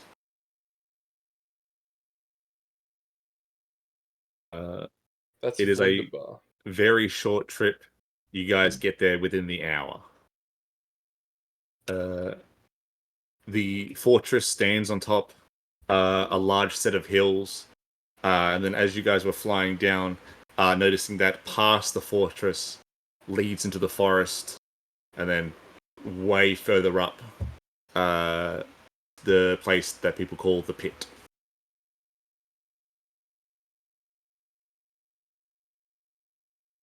You guys land close by the fortress itself, probably because there's no real place to like properly dock there. You guys land, a rope ladder is thrown over the side, and the captain goes, "All right, an hour." And then we're off. Fair enough. We only need to really confirm the sun is here, and then we will leave. If there is any complication, we will attempt to let you know whether that is a good complication or a bad complication. No worries. Actually, there is no good complication, whether it's a neutral complication or a bad one.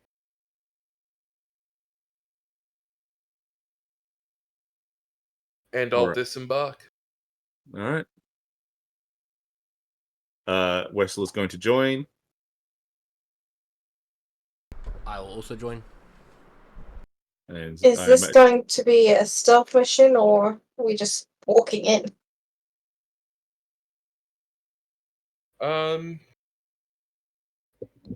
We you know what, we can split off into two, the polite team and the not so polite team. Yeah, We who's can on the polite team Who's- is definitely has to have Ezekiel. Beautiful.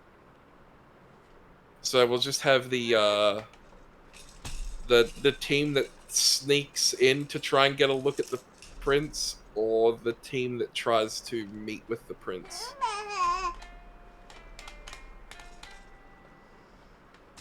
Well,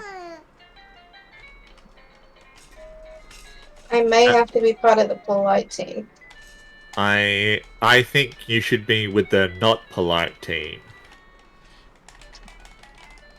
Only because I think that it would be easier for you to help Ezekiel out in a pinch than it would be for me. Oh, well, the not so polite team needs to be good at sneaking, Wessel. Then it can't Ezekiel's be. wearing this loud ass armor. I can only help so much. Well, think of it like this: the not so polite team needs to be able to be independent.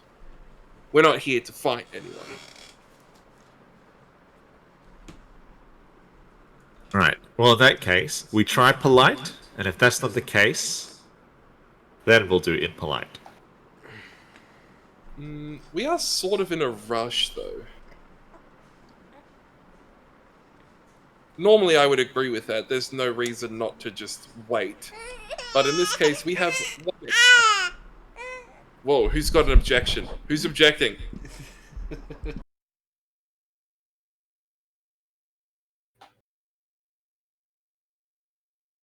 All right then. We'll do that. Maybe we just put you on the not so polite team, Wessel. Maybe it's just you.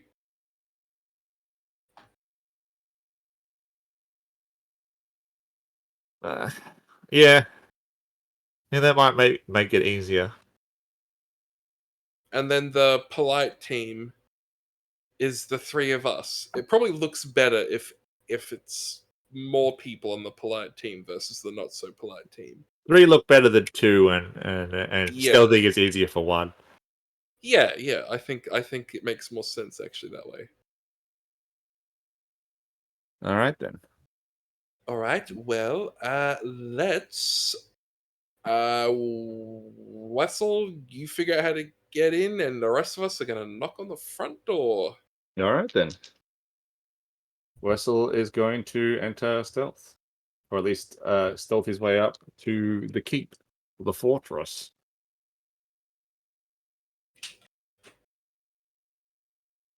No, those are not good rolls. Can I cast invisibility on him? How long does that last? 1 hour. 1 hour? Yeah, great. We can do that. Wessel is invisible.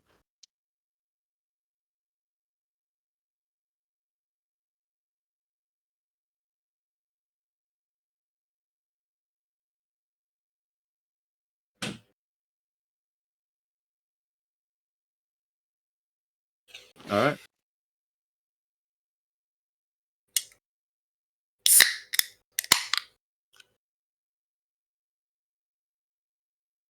And away you guys go towards the fortress. It is large, the walls are high, and there's only sort of one pathway that leads up into it.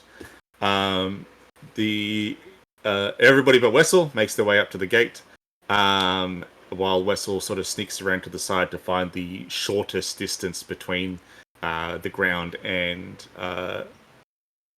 the rampart.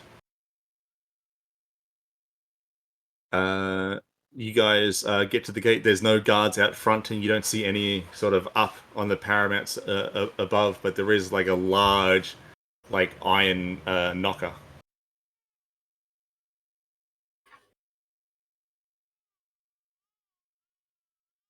What would you guys like to do? A knocker. I'm not sure. Ezekiel, can you figure out this archaic technology? You're tall. Well, I can give it a go. Alright? Just knock it, yeah? Yeah, make a strength check for me. Yeah, man. I'm gonna do this very strongly. 19 plus strength check, yeah? Yeah. Cool, give me a second, man. I got my left hand on my right.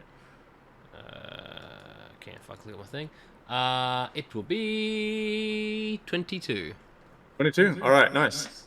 You come up and you do feel like there is a bit of weight to this. But you usually lift it up, knock it in, makes a loud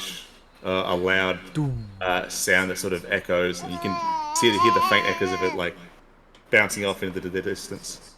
Before a centaur head leans over the compartment and goes, "What business do you have here at Kuroshi Fortress?"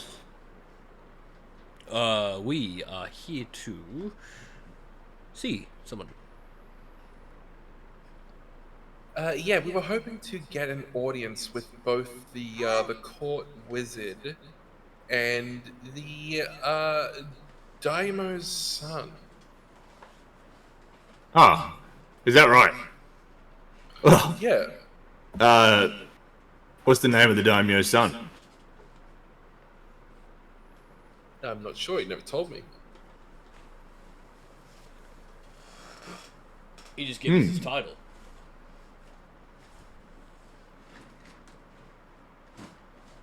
So yeah, I would have let you in, but you don't know who you're really seeing. And if you're not given the Court name, wizard. and the daimyo's son apparently, who you don't know his name. So I'd have to ponder what your intentions are. Well, then you can just ask me my intentions if you would like. Alright, what are your intentions? I would like to ask for a little bit more information in regards to the fire from a year ago. Oh yeah, tragic accident that was. Yeah. So it's sort of an inquiry that doesn't require me to know his name. It's like if you want something from a neighboring kingdom, you don't need to know the name of the leader. You just know that's who you need to talk to if you're looking for some extra grain to get sent. You know. No, I don't know. If I was to Well, that's need why I get paid the big bucks, and you're just standing at the front of this house. You know what? That could be right. You know, but I'd have to ask who sent you? Who's paying you? Has a canary not shown up or something, or do people just not tell you when you're expecting guests? Oh, we get a canary, but the canaries only come after lunch. What time is it? It's about lunchtime. Fuck no. You got 5 more hours before 1 o'clock, mate. Fucking hell. Well, Could be an you early know, lunch.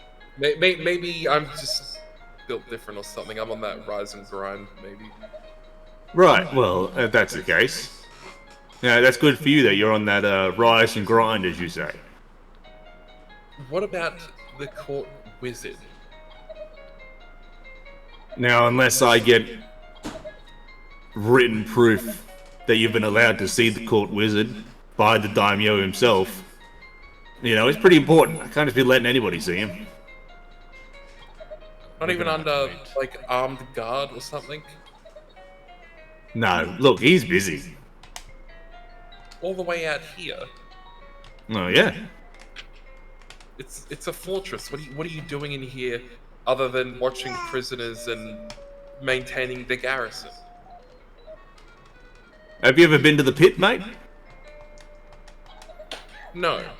Oh, well, there we go. If you were, and you did, you would know. What's at the pit? Demons, mainly.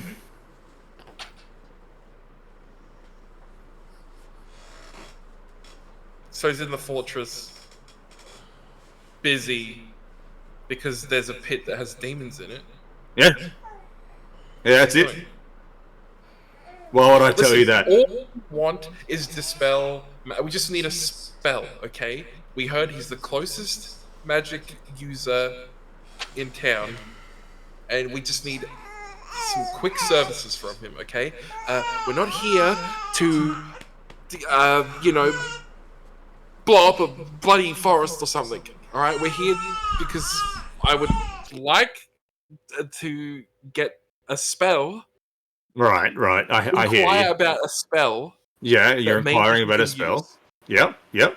It shouldn't take too long. Yep. Not even here to have a conversation with the court wizard. Yep, I no don't need to conversation. know anything from him. No, you just want a spell. I just would like to know if I can inquire about his service Right. for a minute. So you want the court wizard to tell you whether or not he can cast dispel magic. Yes. All right. So my next question is, what do you want to use it for? There is a package Yeah. on our ship that has It. what?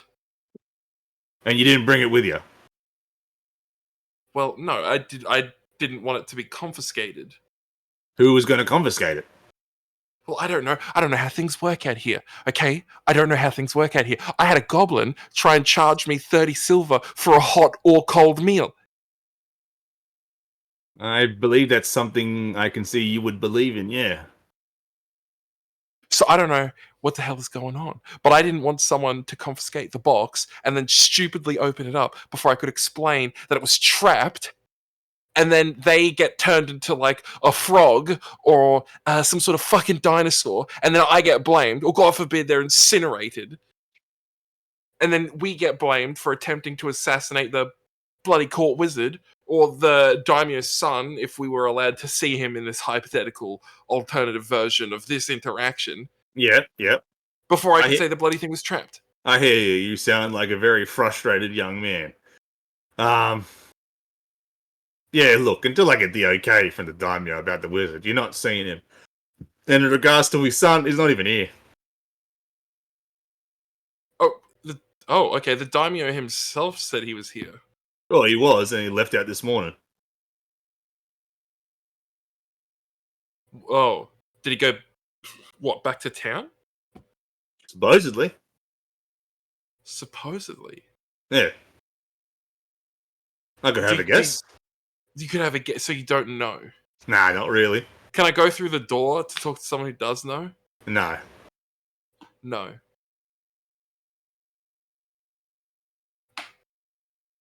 At this point, I sort of know that I'm not going to get what I want. I'm kind of just waiting out front.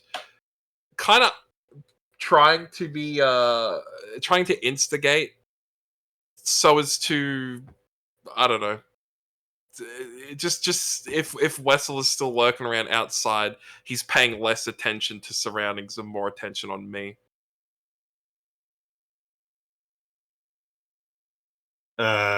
Just to let you know that this conversation is now being steered in a 360-degree circle by Finch. Right. I'll tell you what. I'll send a messenger bird out. Let the daimyo know what's going on. I'll get a messenger bird back. We can clear this out. How about that? In regards to which issue? Oh, you want to see the court wizard, don't you? Well, how long is that going to take? We only have an hour. And then we have to head out east. Well, West, sorry. You know, that's unfortunate, you know? No one can run on your own time. That's unfortunate. What does that mean? Is that a yes or a no? God knows how long it'll take. In your estimation, how long would it take? Bird there, bird back, from letter to person to the front door to my ears. Yeah, well. How long would that take? Let's see. I gotta go inside, write the note, go to the aviary, get the bird, attach the note to the bird. Bird's gonna fly down to Kaesong. Kaesong's gonna have to find the aviary with the bird in it with the note attached. Then that guy's gotta go find the daimyo, let him know. Daimyo's gotta write his own letter, give it back to the guy to bird back up to the fortress, to the aviary, and then I've gotta know that the bird's arrived. You know, someone's got to let me know. And then by that time, I get given the note. I open the note. I read the note. I come down. I see you. I let you know what the note says. You just said what I said, but longer. Well, I guess, you know, that's... Time. That's it. It'll be longer. It'll be longer than an hour. Well, probably. Can you please give me complete information at all instead of requiring me to follow up?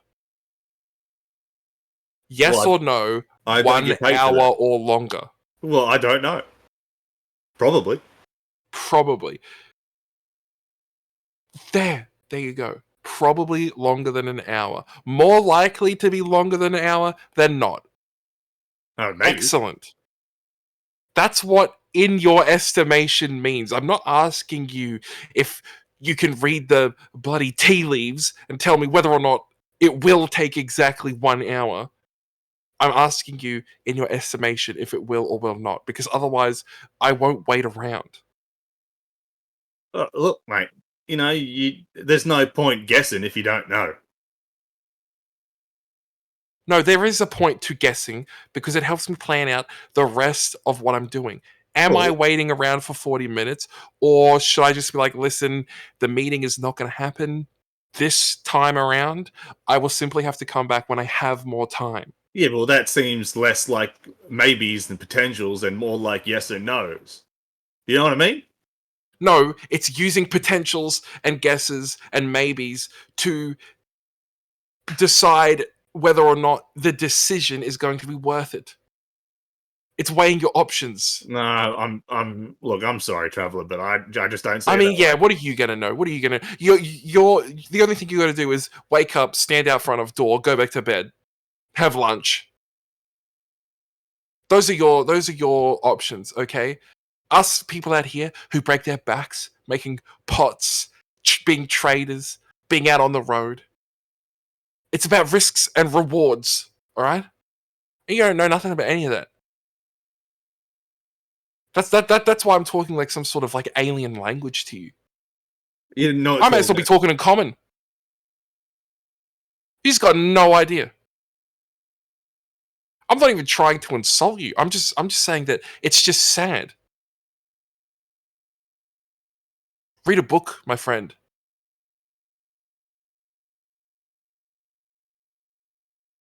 Anything else? Yeah, you stink too. Very well. Well, I'll send that letter off for you. All right. And then his head disappears. Don't bother sending the letter. I don't know if he heard you.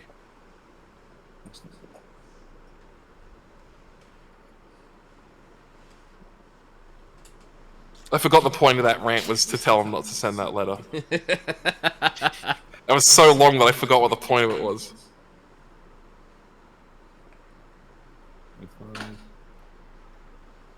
I was trying to make it believable that I would not want the letter sent, just to like really argue the point.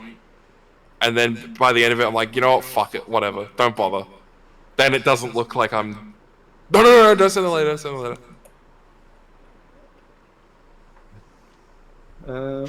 So far, 25 minutes have rolled past. You could go an hour, Bren. It's not 25 minutes of that. It's not bad. Yeah, it's alright. I'm gonna assume by this point Wessel's inside anyway, so I'm just gonna like wait around, I guess.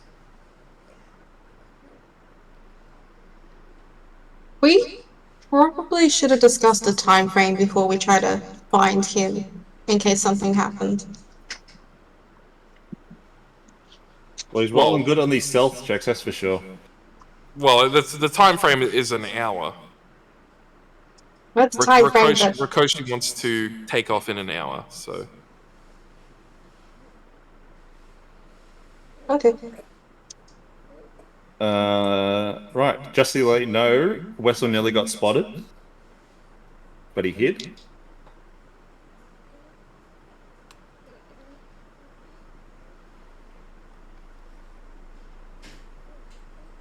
And Wessel is now leaving. He got spotted. Yeah. He's invisible, isn't he?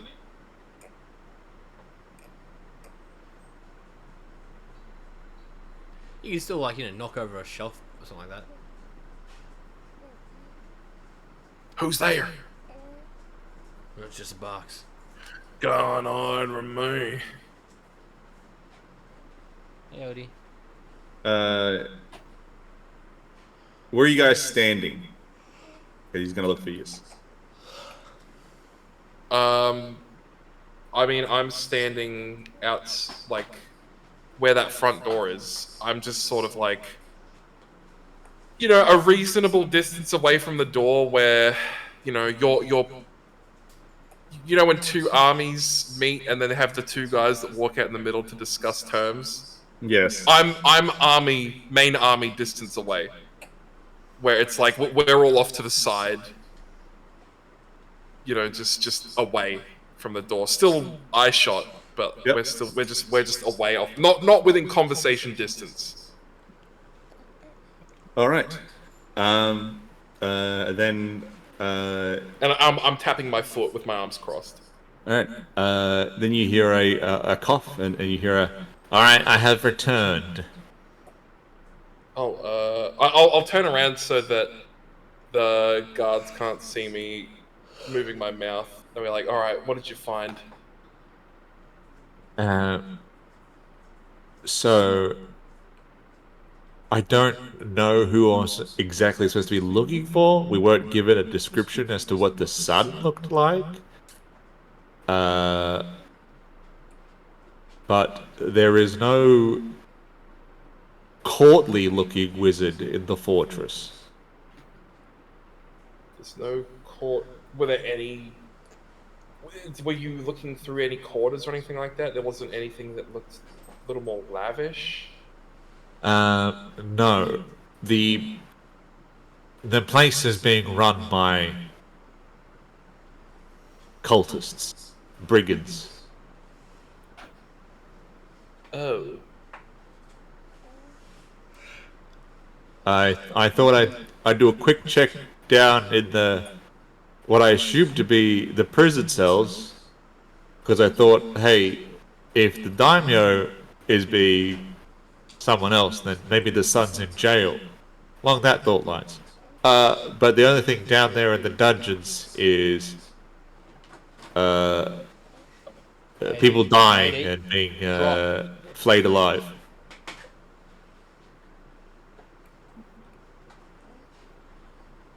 I almost got spotted, or at least I thought I almost got spotted once when when a warlock or some sort of guy that was casting magic at people, I thought he could see right at me. But luckily, it was not the case. Alright. But no sun, and full of bad guys. Alright. We'll have to head back to the ship. I'll turn back around. Hands are now on hips. I'm going to shake my head and then go, fuck! And then storm off to the ship. All right. You hear Wessel following behind you. Sia and Ezekiel, you also follow. Yes. All right. And if that's the case, this is where we'll end today's session. All I right. was acting today. We got a clear We did goal. all the heavy lifting, dude.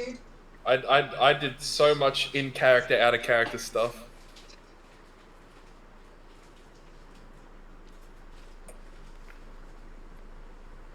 Well, for what I was here for, I enjoyed.